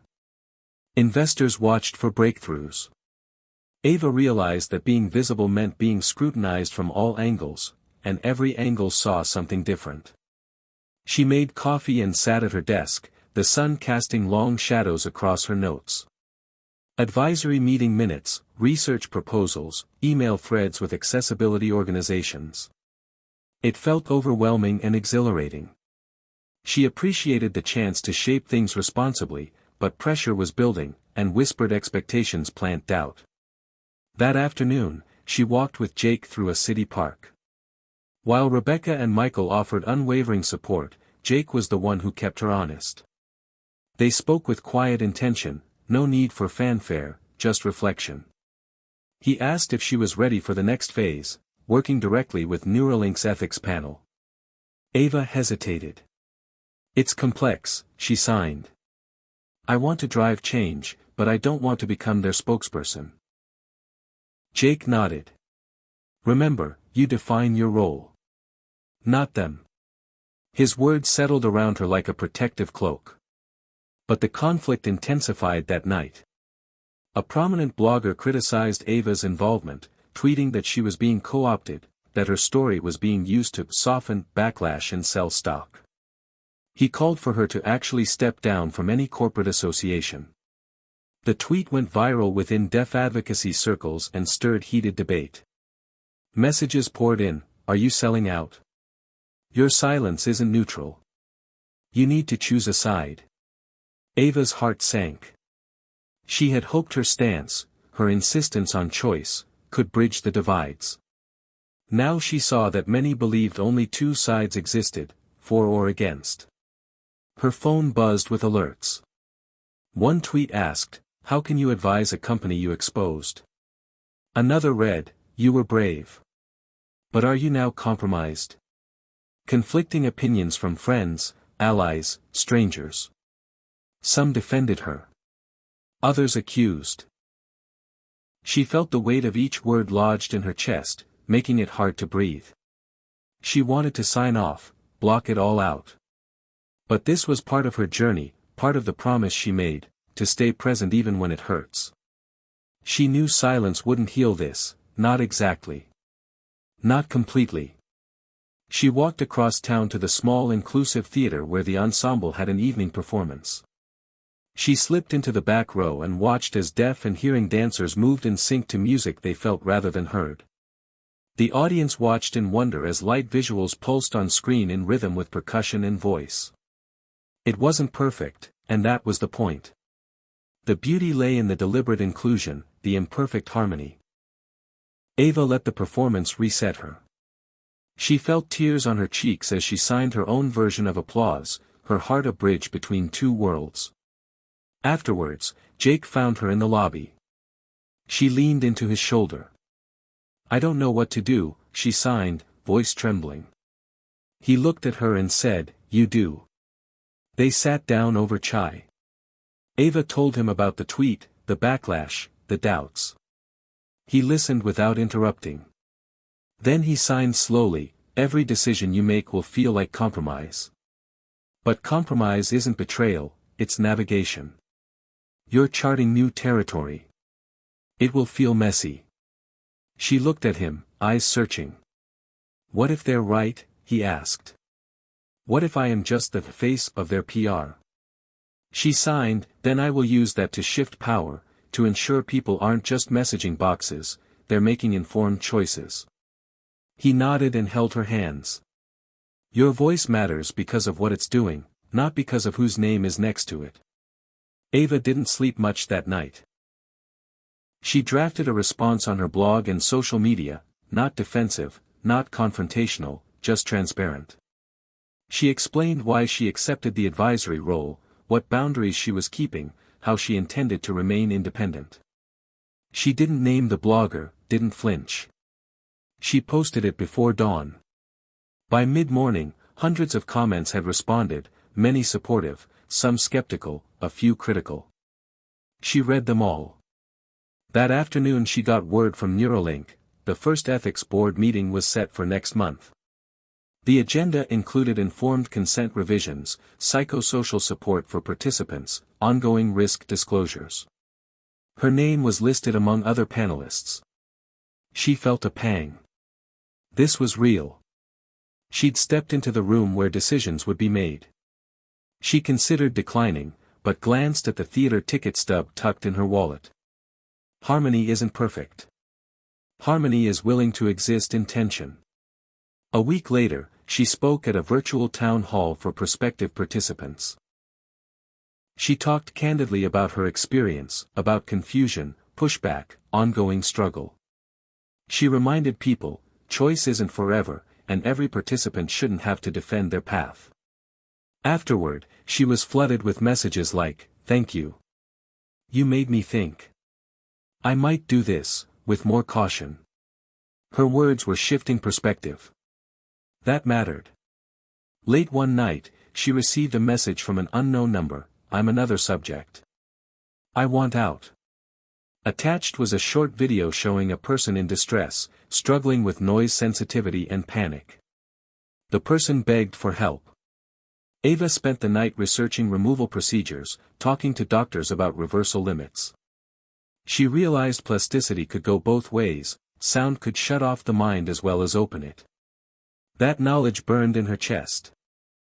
The next morning, she scheduled calls with both Neuralink and independent specialists. She'd already built pressure for ethical reform, now she needed to provide resources. She compiled information and shared it securely with the anxious subject, then posted a link to a trusted info hub on her blog. The messages of gratitude that followed were the sort that made her stiffen with relief and responsibility. Weeks later, the panel convened. At the board meeting, she entered a room of 5 experts, some scientists, some bioethicists, a community advocate and a legal observer. Cameras were off, confidentiality binding. She felt nerves, but also determination. When the topic turned to participant autonomy, she signed and spoke. Participants must be able to dial in, not be sold a one-way ticket. We need sliding scales, mental health check-ins, cultural preservation support, reversal options. And we must respect silence as much as sound. The meeting paused. Nods followed. A lively debate ensued. Some pushed back: cost, company liability, tech limits. She met each point with a balance of empathy and data, personal story and public need. That day, the board agreed to pilot a comprehensive support package, including optional sound-off periods and removal protocols. It was small, but seismic. On the way home, she and Jake pulled off to watch the sunset over the river. She rested her head on his shoulder. She smiled, softly, at the sky's gradient. The world wasn't black and white. It was full of color, discord, layers. And sometimes, harmony wasn't about removing tension, it was about learning to hear what each part had to say. A few days later, she got a text from a journalist: "Would you consider writing an op-ed?" She paused, thought about it. This time, she said yes. She spent the weekend drafting a piece that was part memoir, part manifesto. She wrote about silent freedom, public responsibility, imperfect progress. When she submitted it, she felt something settle inside her. She was offering more than guidance. She was offering invitation, inviting tech to listen, and for people to trust themselves. A month later, her op-ed was published in a major newspaper. She watched comments roll in long after she'd closed her eyes for sleep. Some criticized. Many thanked. A few shared their own stories. In the quiet morning, Ava poured coffee, powered off her Neuralink, and let the silence speak. She didn't know what would come next. More debates. More backlash. More hope. Probably all of it. She paused at her front door, hand on the knob. She zipped her jacket. She stepped outside and exhaled. She had chosen. She had spoken. She had listened. And whatever happened, she was no longer afraid of falling. She had learned to stand in the space between, and that was her power. The trial that changes everything. Ava woke to a storm raging outside, rain pelting the window with furious energy as if nature itself was echoing the turmoil inside her mind. Today marked the beginning of the first official clinical trial for the latest Neuralink auditory implant, one designed to restore hearing not just partially but with fidelity approaching natural sound. She had spent months helping design protocols that prioritized participant autonomy, cultural sensitivity, and mental health support, but nothing could prepare her for the emotional weight of this day. She dressed quickly, catching her reflection in the mirror, a woman both anxious and determined. At the hospital, the clinical wing was buzzing with nervous energy, technicians checking machines, doctors reviewing charts, participants arriving with mixed hope and fear. Ava met with the trial coordinator, Dr. Nguyen, a meticulous but warm woman who had become a trusted ally. "Are you ready?" Nguyen asked quietly. Ava nodded. "I'm ready to stand with them." The first participant was a young man named Daniel, deaf since birth, his parents beside him. Daniel's family had been fiercely protective of deaf culture but hoped the implant might open new worlds for him. Ava watched Daniel's anxious smile as the surgical team prepped him. The waiting room hummed with soft conversations in ASL and spoken English, a microcosm of the world Ava had come to inhabit. Hours later, Daniel was wheeled out, groggy but stable. Ava sat beside him as he struggled to describe the first faint sounds, a distant drip, a creak of a door. Tears welled in his mother's eyes. Ava signed, "This is just the beginning." Over the following weeks, the trial progressed with its usual mix of breakthroughs and setbacks. Some participants experienced moments of joyous clarity, birdsong, laughter, music, while others felt overwhelmed by the flood of new stimuli, panic attacks, or disorientation. Ava spent hours counseling families, mediating between doctors eager to push forward and participants needing to slow down. One evening, a participant named Maya called in tears. She had turned off her device for the third time, feeling lost between two worlds. Ava listened, her heart breaking, and reminded her gently, "You can take your time. This is your journey, not anyone else's." But the greatest challenge came when a technical failure caused a participant's implant to malfunction, triggering severe auditory hallucinations. The trial was paused. News leaked, sparking a media frenzy questioning Neuralink's safety and ethics. Ava faced a barrage of interviews, some accusatory, some sympathetic. She spoke openly about the risks and rewards, emphasizing the importance of transparency and participant welfare. Behind the scenes, she worked with engineers and ethicists to implement new safeguards. As the trial resumed, Ava's role evolved. She was no longer just a participant advocate but a bridge between science and humanity, ensuring that innovation did not eclipse empathy. One night, as rain pattered gently on the roof, Ava sat with Daniel, who was now learning to modulate his device settings to balance sound and comfort. He smiled shyly and signed, "Thank you for staying with us." Ava squeezed his hand, tears glistening. The trial was more than a test of technology, it was a test of courage, resilience, and trust. It was a journey into the unknown, but also into the possibility of new beginnings. As she left the hospital that night, Ava looked up at the clearing sky.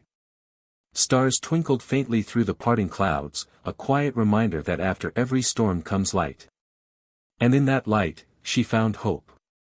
A moment of truth. Ava stood backstage at the annual Neurotech Summit, the largest gathering of scientists, investors, and advocates focused on brain-machine interfaces. Her heart pounded fiercely, a blend of nerves and anticipation. Tonight, she was scheduled to deliver a keynote address about her journey, her experience as both a recipient and advocate of Neuralink's auditory implants, and to unveil preliminary results from the latest clinical trial. Months of preparation had led to this moment, yet the weight of the room pressed on her. The summit hall was packed. Bright lights illuminated the stage, a sea of faces both familiar and unknown gazing expectantly. As she stepped onto the platform, a hush fell over the crowd. She took a breath and began. "What if you suddenly gained the ability to hear after a lifetime of silence?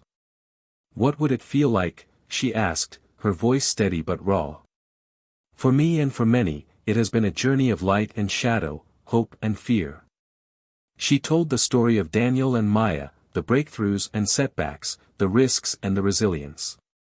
She shared her own internal struggle with identity, how hearing opened new doors but also challenged deeply rooted parts of herself.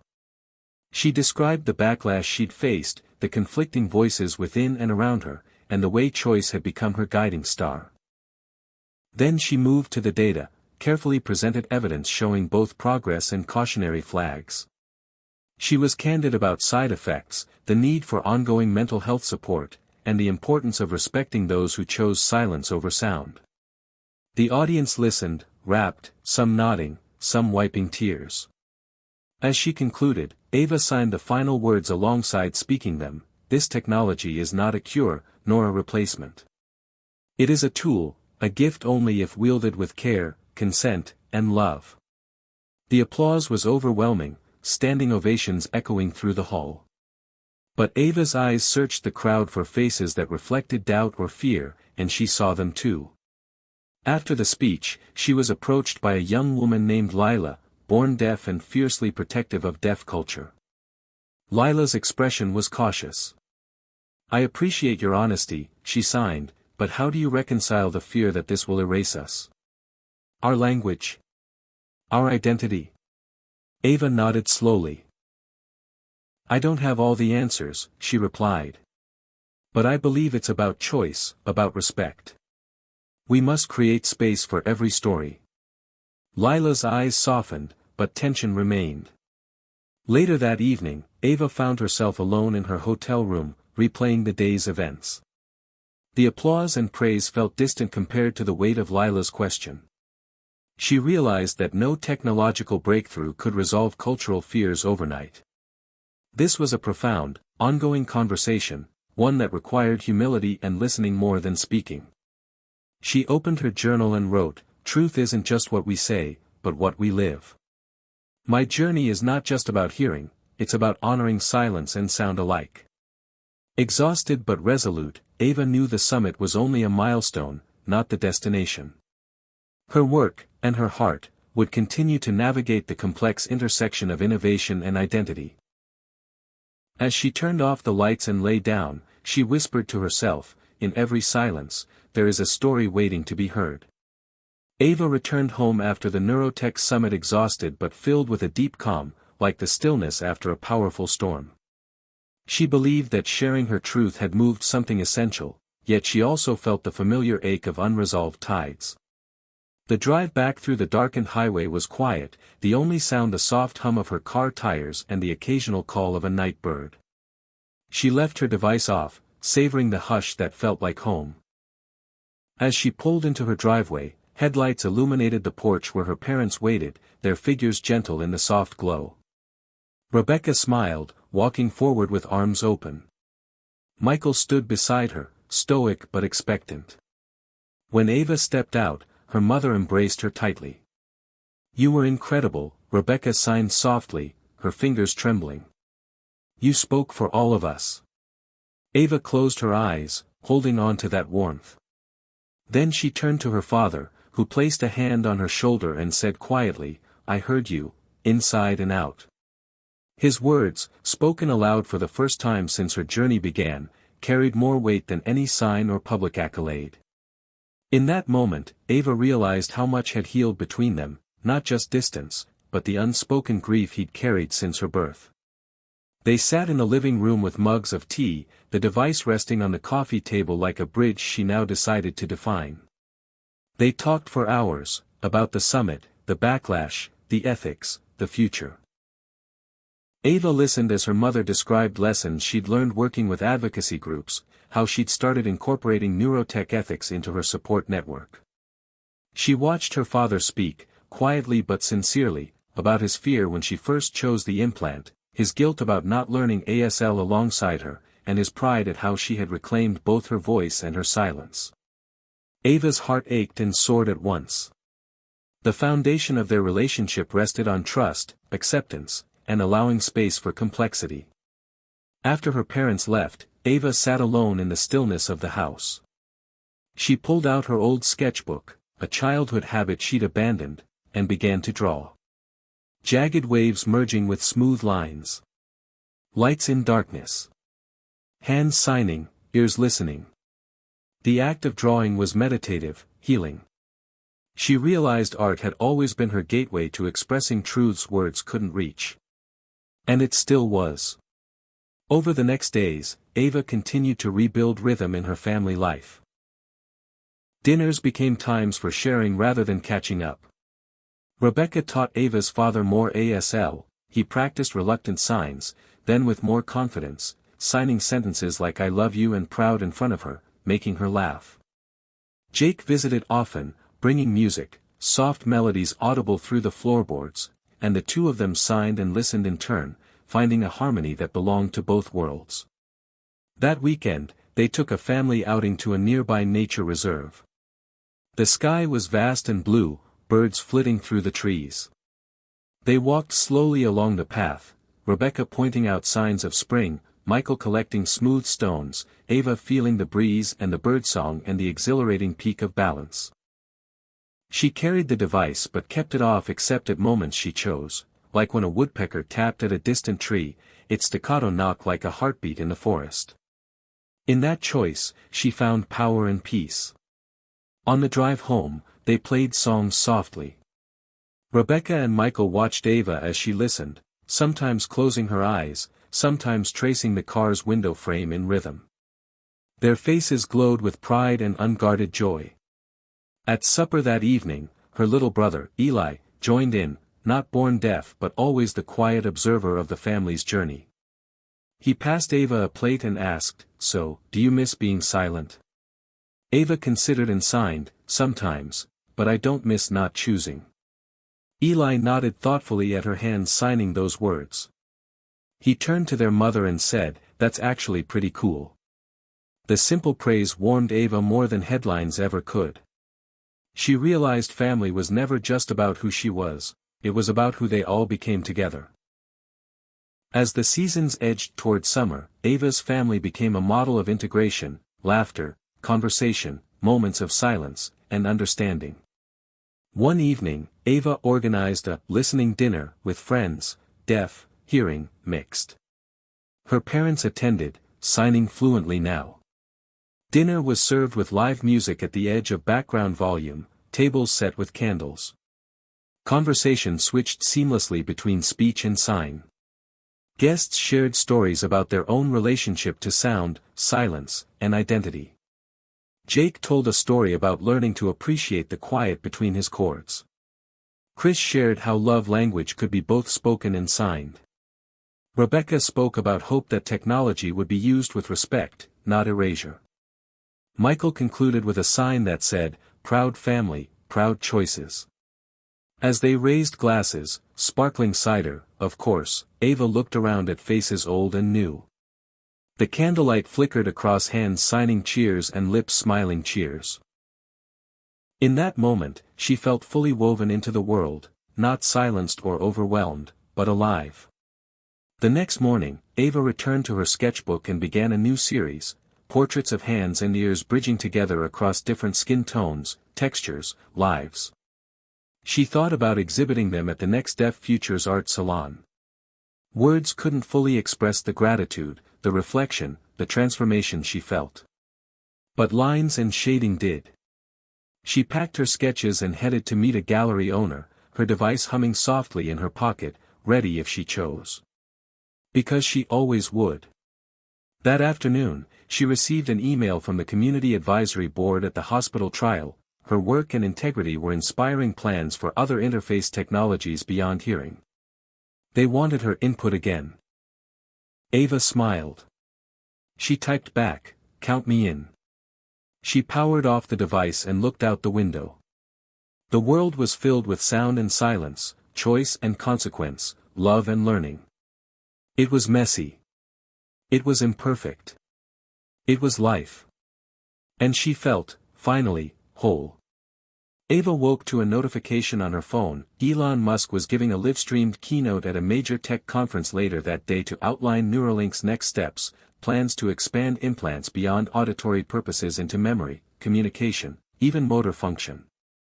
She stared at the headline, "Neuralink vision goes farther than ever." Her pulse quickened.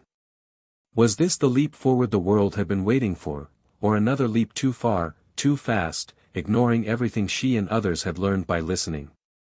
She checked her schedule, noting she was invited to be a panelist at that same conference's ethics roundtable. Suddenly, the stakes felt huge.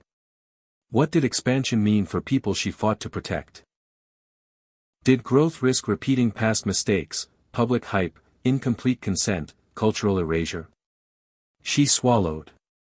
The line between progress and exploitation had never felt so fragile. By noon, conference hallways buzzed with chatter, engineers talking specs, media blitzing for interviews, investors speculating on market value. Ava stepped onto the stage for a pre-panel briefing. She felt grounded, though, rooted by all she'd learned, all she'd helped shape. She tuned into the hum of the crowd, some excited, some skeptical. She toggled her device on silently, feeling familiar warmth in her eardrum. Then she turned it off again. She didn't need the noise to know she'd be heard. Later, on the main stage, Elon appeared live via satellite. He spoke with visionary cadence about enhancing human potential, reducing suffering, unlocking doors neurologists only dreamed of. The audience cheered. But midway through his talk, Ava felt a tight knot of concern. What about choice? What about autonomy? What about those who preferred silence over enhancement? At the ethics roundtable, she sat between a corporate advocate and a disability activist. The corporate advocate praised Neuralink's roadmap, restoring sight, augmenting memory, enabling telepathic communication.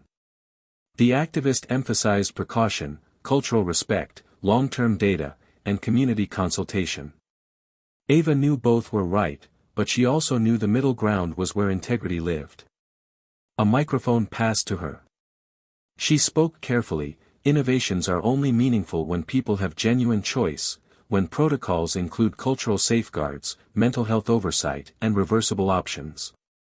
Today's expansion plan must be grounded in our experience, hard-won lessons in humility. Progress without care is just chaos. The room exhaled. For a moment, silence carried her words further than applause ever could. Elon's face reappeared on the screen. He nodded slowly. Valid points, he said. We'll be integrating community oversight and optional rollbacks into our roadmap. The corporate advocate gave Ava a subtle thumbs up. The activist smiled softly. Ava exhaled. A small victory, but a sign that change was possible. Backstage, a journalist approached her. Will you join Neuralink's Global Ethics Board? She asked, eyes sharp. Ava paused. This was more than one trial or one device. This was shaping the future of enhancement implants worldwide. She thought of every person she'd counseled, every family she'd comforted. She thought of those wanting silence. She thought of possibility. She said, yes, but on my terms. Autonomy first. Community voices included. The journalist nodded as if history had just pivoted. That evening, she took a walk to clear her head. Street lamps glowed beside silent sidewalks.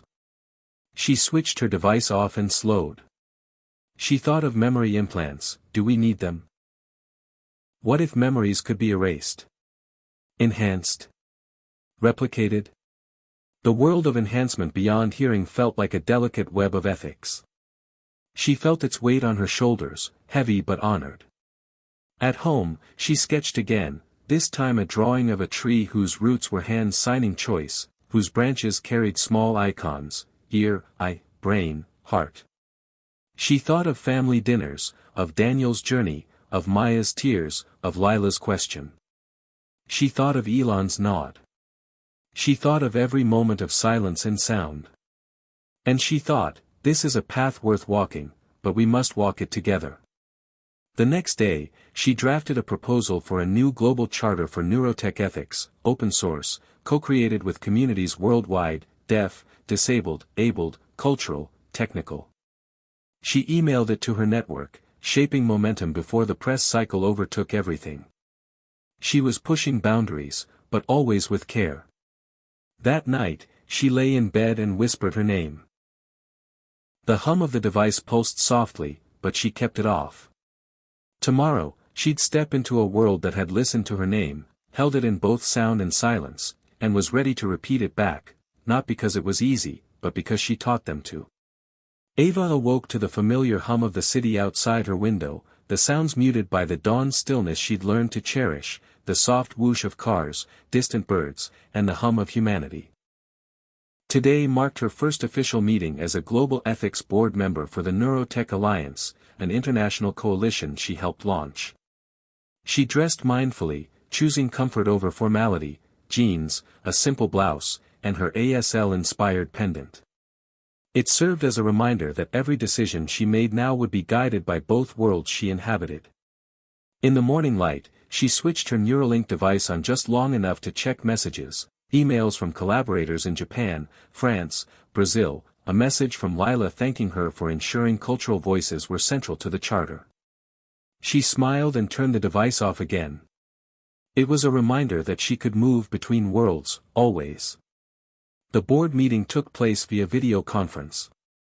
Ava joined from her small home office, its walls lined with sketches and pictures, her family, trial participants, art pieces born of silence and sound. They'd been working months to finalize a charter that balanced clinical innovation with human rights, embedding principles like informed consent, emotional safety, cultural autonomy, sound-off sovereignty, and reversal protocols. As delegates appeared on the screen, representing diverse communities, from indigenous elders to neuroengineers, they greeted Ava warmly. She felt both pride and responsibility tightening in her chest. The first agenda item was a proposed case study, a corporation developing a memory-enhancing implant without consulting cultural groups whose oral traditions could be impacted. The discussion was technical, civil, at times tense. Ava listened as engineers spoke of memory precision and psychologists raised questions about identity. Then she signed and spoke, "Memory isn't just data. It's narrative. It shapes our past and predicts our future.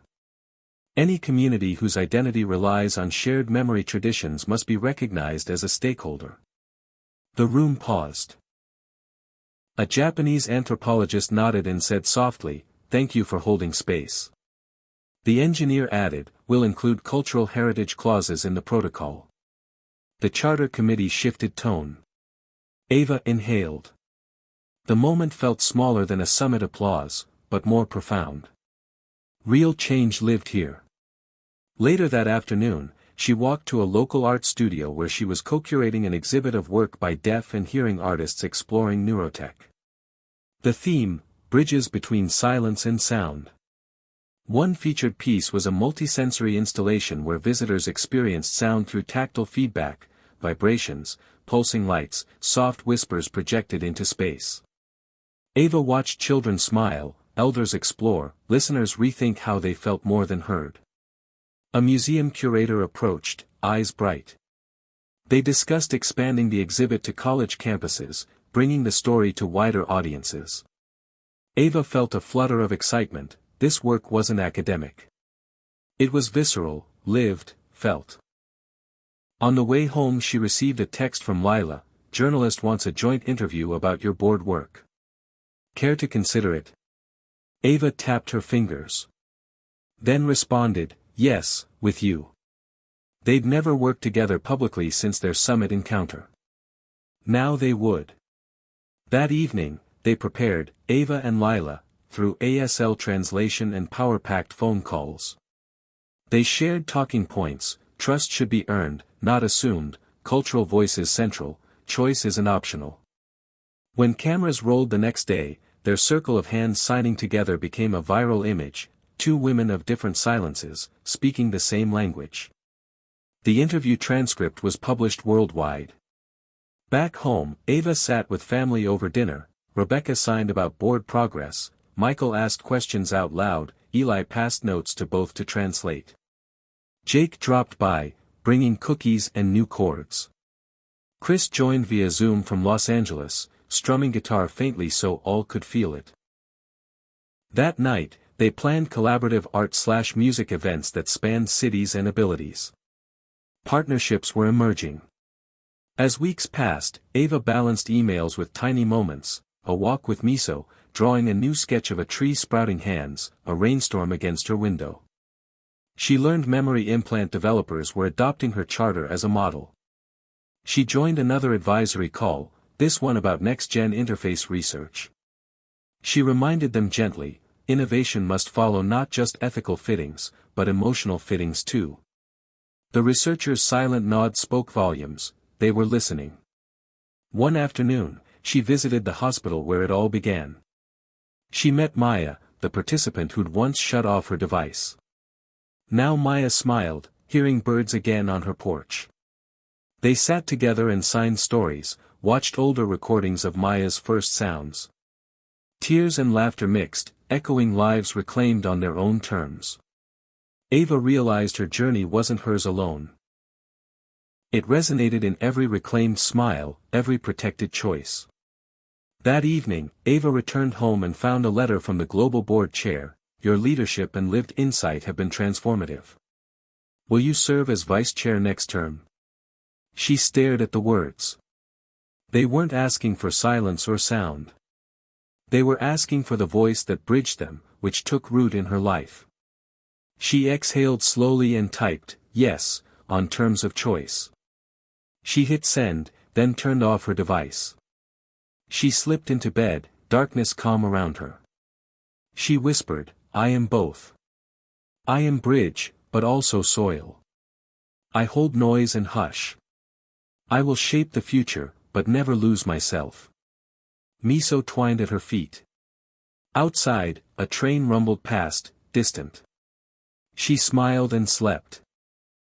Ava woke to a sharp ache in her chest, the kind that isn't physical but deeper, a hollow echo where something had just shifted. Her phone buzzed with messages but she didn't answer. Her mother's text read, call me when you can. She stared at it, swallowing.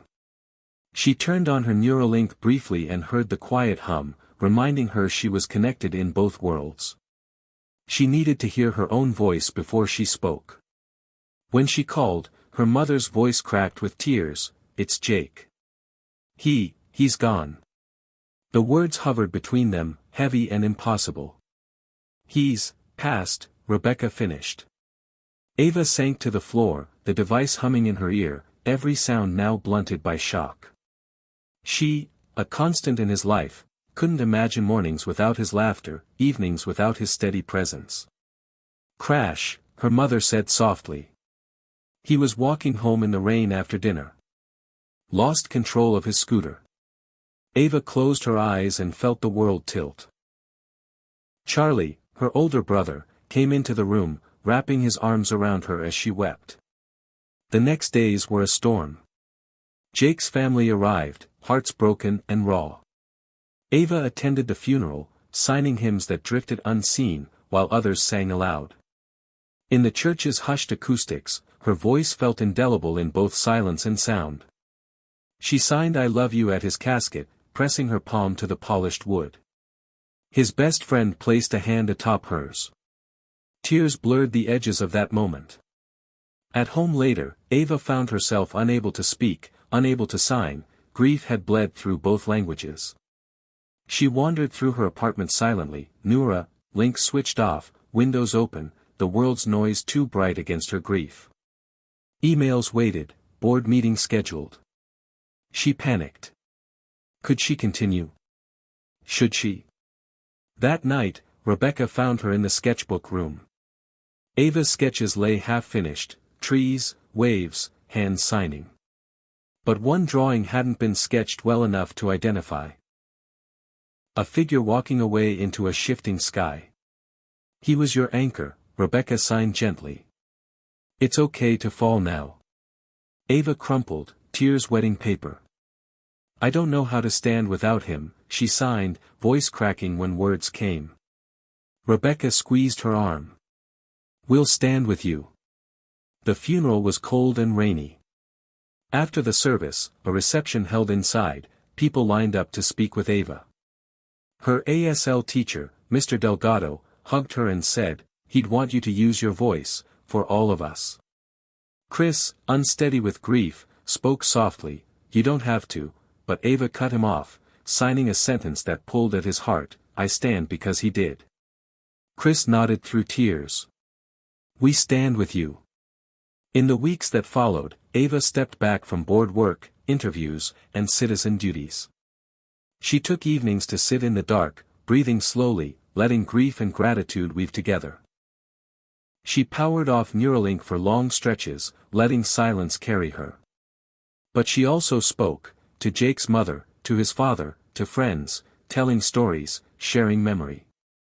Her voice was cracked, her hands hesitant, but powerful in raw honesty. One evening, she walked the trail where Jake and she had walked so many times. She touched trees where they'd carved their initials, pressed her palm to the bench where they'd shared dreams, and spoke aloud into the dusk, thank you. The wind caught her words, carrying them into the twilight. She wept, but she also began to replenish something inside. 1 month later, she sat at her desk where a letter waited. The Neurotech Alliance sent condolence flowers and a note, whenever you're ready, we would welcome your perspective on grief and design, how tech must honor loss as much as potential. She read it 3 times before answering, I'm ready. For him. At the next board meeting, she arrived visibly different. Not stronger, but more tender, centered in lived sorrow. Panelists spoke about extension of memory implants. Avaf, Voice steady, memory tech must include grief protocols. We must design for loss as well as gain. Without that, it risks further harm. There was silence. They agreed to commission guidelines rooted in ghosts, our lost loved ones, as much as our hopes. Ava signed and spoke, Jake's voice must be heard in every design. Returning home, she found an unannounced package, custom earbuds that gave real-time subtitled audio for hearing-impaired users. A note read, "Inspired by your work, may words reach hearts for all." A tremor of gratitude and grief passed through her chest. She put them aside for later, they felt too loud right now. The next day, Chris arrived with a guitar. He played soft chords as Ava turned the device on and off between verses. They sang a melody together that felt like mourning and comfort. Lyric by lyric, they honored Jake.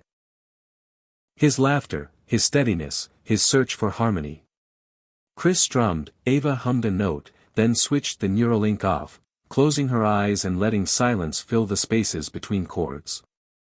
It was not perfect music, but true.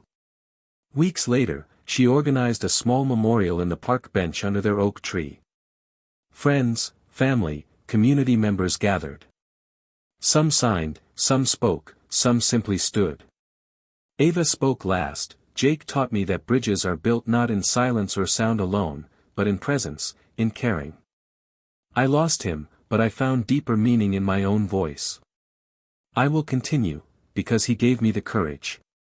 There wasn't applause, just collective breath, hands squeezing hers, tears shining in the dusk. The world felt bigger and quieter, a tension she knew well. That night, she lit a candle in his honor. Miso lay beside her. She opened her sketchbook to the blank page where the figure walking in shifting sky had been erased. She began again, two figures sitting on a bench under branches that reached skyward like signing hands. Jake faded into silhouette, wings of light crafted from sound waves and silent lines. She sketched for hours, bleeding grief and love onto the page. Ava whispered into the silence, "You're with me." She pressed a hand over the sketch, feeling warmth and sorrow, loss and renewal intertwine. In the quiet, she found resolve. She had lost her anchor, but the bridge she built, between worlds, between silence and sound, between life and death, would hold. Because love would always lead the way. Ava woke to a morning sky that was neither bright nor dark, but gentle, the kind that whispered of healing without urgency.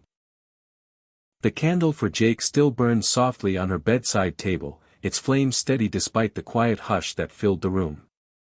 She switched the Neuralink device on, not because she had to, but because she wanted to. It hummed softly, an echo of possibility in the dawn light. She pressed her fingers to its casing in a small, comforting gesture. Today, she thought, begins what comes next. She dressed in comfortable clothes, jeans, a favorite sweater, and the ASL pendant her mother had given her. On the way downstairs, she paused at the front door, where a bouquet of wildflowers sat next to the earbuds Chris had given her. Beside the flowers, a note read, "For mornings that need both sound and silence." She tucked them aside, a promise tucked into petals and tech.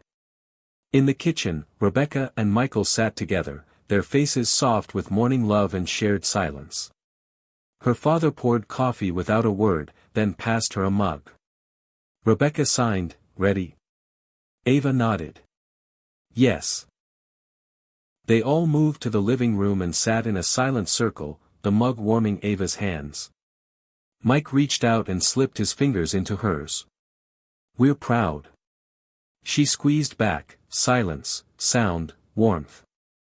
Ava had spent the last month designing a non-profit called EchoBridge, dedicated to supporting individuals facing neurotech decisions, restoring sound, memory, mobility, or other functions, by providing holistic counseling, peer support, ethics education, and art therapy.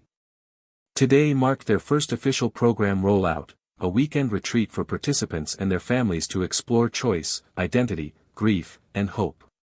She'd been quiet through grief, now she was ready to guide others toward their own symphony of silence and sound. The retreat venue was a small lakeside lodge surrounded by tall pines reflected in smooth water. Participants arrived, some with activated Neuralink implants, others undecided, some using ASL devices or cochlear implants. Parents, partners, siblings. There was laughter and cautious introductions, small conversations that mingled with soft breeze and birdsong. Ava greeted each person with respect, attention, and warm introductions. She signed and spoke, "Welcome. This weekend isn't about data, it's about you." She took the stage on a small platform and started with a simple question: "What does choice mean to you?" A young man named Raphael spoke into a mic: "It means power. But also responsibility." A mother, Marisol, said softly, "It means knowing there's no wrong path, only honesty." Each answer was a mirror of complexity. Ava signed and repeated the words aloud as if giving each participant permission to own their truth. Throughout the weekend, workshops centered around guided journaling, art therapy, grief circles, consent education sessions, sensory mindfulness, and storytelling pods. Ava facilitated a session called Rhythms of Identity, asking participants to draw or write 3 symbols that represented who they were before tech, who they were now, and who they hoped to become. One woman drew hands signing a heart, a brain with circuits, and a flower opening into birds, a visual poem of transformation and continuity. Ava signed and spoke encouragement, bridging something fragile and profound. In another session, Ava led a circle on grief and loss, loss of silence, or loss of a previous sense of self. People shared tears and nods. She shared her story of grief for Jake and the grief she'd felt leaving pure silence behind, and how both losses had led her into deeper understanding. "Grief isn't a failure," she said. "It's how we measure what matters most." The circle closed in shared silence and signed thanks. Each evening, participants sat around fire pits by the lake. Lucas, a transplant patient using an implant to restore balance, shared his struggles with identity and backlash from his cultural group. Ava listened and used her own story to help lift the tension: "Your path doesn't erase your roots, you make them richer." A teenage girl who'd been born deaf but opted not to use Neuralink shared her fears. Ava signed, "Courage isn't only about change, it's about staying true." Waves lapped quietly as the summer breeze carried stories into the night sky. By Sunday afternoon, attendees stood on the dock, one by one kayaking out onto the water in silence, then speaking their truth at the center marker. Sight and sound met in ripples across the lake as voices echoed off trees. Ava joined them in the water, signing and speaking in turn, offering each person a moment of reflection. When she reached the center, she said softly, "In this stillness, we are both silenced and heard. That is our choice. That is our voice." She looked at the sky, feeling both connected and free. On the drive home, Ava felt the retreat's impact anchoring inside her like seeds in soil. She thought of the technology she'd helped shape, the people she'd guided, the ethical boards she served, the summit speeches, the grief, the love, the art, the activism. She realized that innovation's true meaning lay not in chips or algorithms but in compassion, listening, and the freedom to choose one's own path. Back home, she entered the living room where the family sat. Miso greeted her at her feet. Chris appeared at the door, guitar case in hand. Jake's parents were there, too, and a small group of advisors for EcoBridge. They had brought cake. "Congratulations on the retreat." Ava looked around at the faces, chosen and kin. She heard bits of conversation in ASL and spoken English.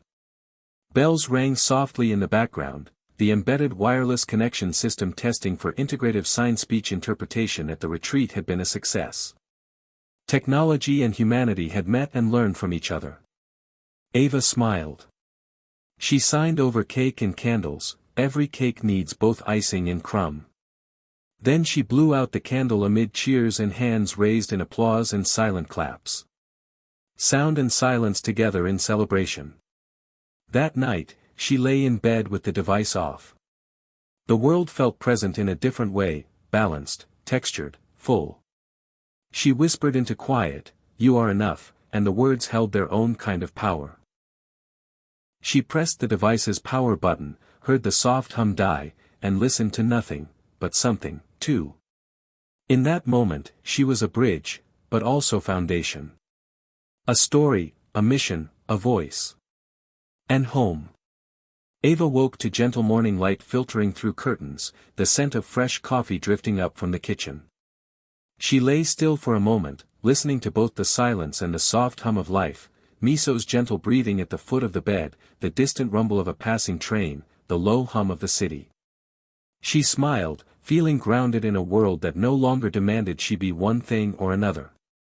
She rose, brushing hair out of her face, and reached for the device, this time turning it on briefly, enough to affirm that sound and silence were both hers to choose. With it powered down, she headed downstairs. In the kitchen, her family gathered with breads and fruit. Today wasn't special in the calendar, but somehow it felt momentous. The potted plant for Jake's memory rested by the window, its soil moist and leaves reaching toward light. Surrounding it were small stones, one for each retreat participant. Chickadees chattered outside, Miso pawed at Ava's legs, and her parents watched her with warmth that needed no words. She sat, hugged each, and swallowed warmth in her chest. Over breakfast, she shared reflections from the retreat, the photos she saved, voices heard, boundaries honored. She signed and spoke, "Innovation is brave, but love is braver." Her father nodded, eyes crinkling. "You've built more than a program, you've built a philosophy." Her heart swelled. After breakfast, she retreated to her studio, past journals, sketches, hard-won words tucked into corners. She pulled out the large canvas she began the week after Jake's passing. Two figures on a bench under branching hands, Jake's silhouette woven with sound waves and silent lines. Today, she would complete it, not to finish grief, but to honor its presence. She mixed paints quietly, colors of dusk and dawn, purples and golds. As she painted, she spoke to Jake in whispers and signs. "Thank you for the messy, the joyous, the hard." Guided brush strokes carried meaning deeper than words. Miso curled at her feet, sensing the solemnity of the moment. By afternoon, the piece glowed finished. She stepped back and studied it, two souls grounded in love, connected by branching arms that formed heart shapes at the edges. Sound and silence converged at the bench they shared. She inhaled and exhaled, feeling release more than triumph. Later, she hosted a small gathering among the studio shelves, close friends, family, retreat collaborators, each invited to sign or speak a word that embodied their experience with her and the journey. Walls filled with a tapestry of hands. Courage, empathy, trust, hope, choice, belonging, renewal. One by one, they stood by the canvas and placed words beside it.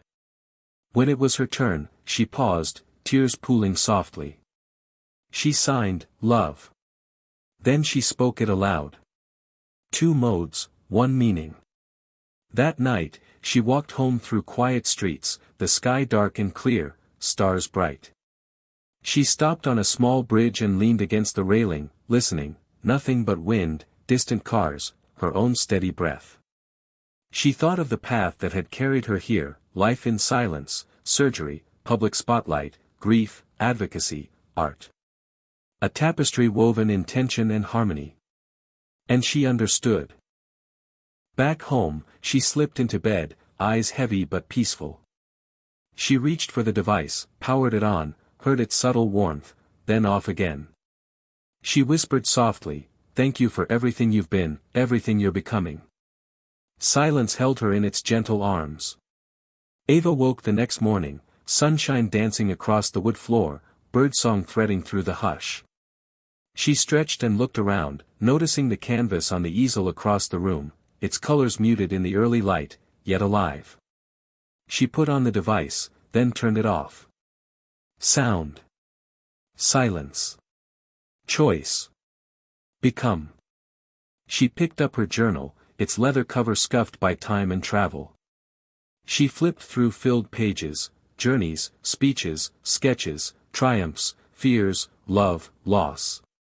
She paused at the blank final page and wrote simply, "Life is full of surprises, but love will always lead the way."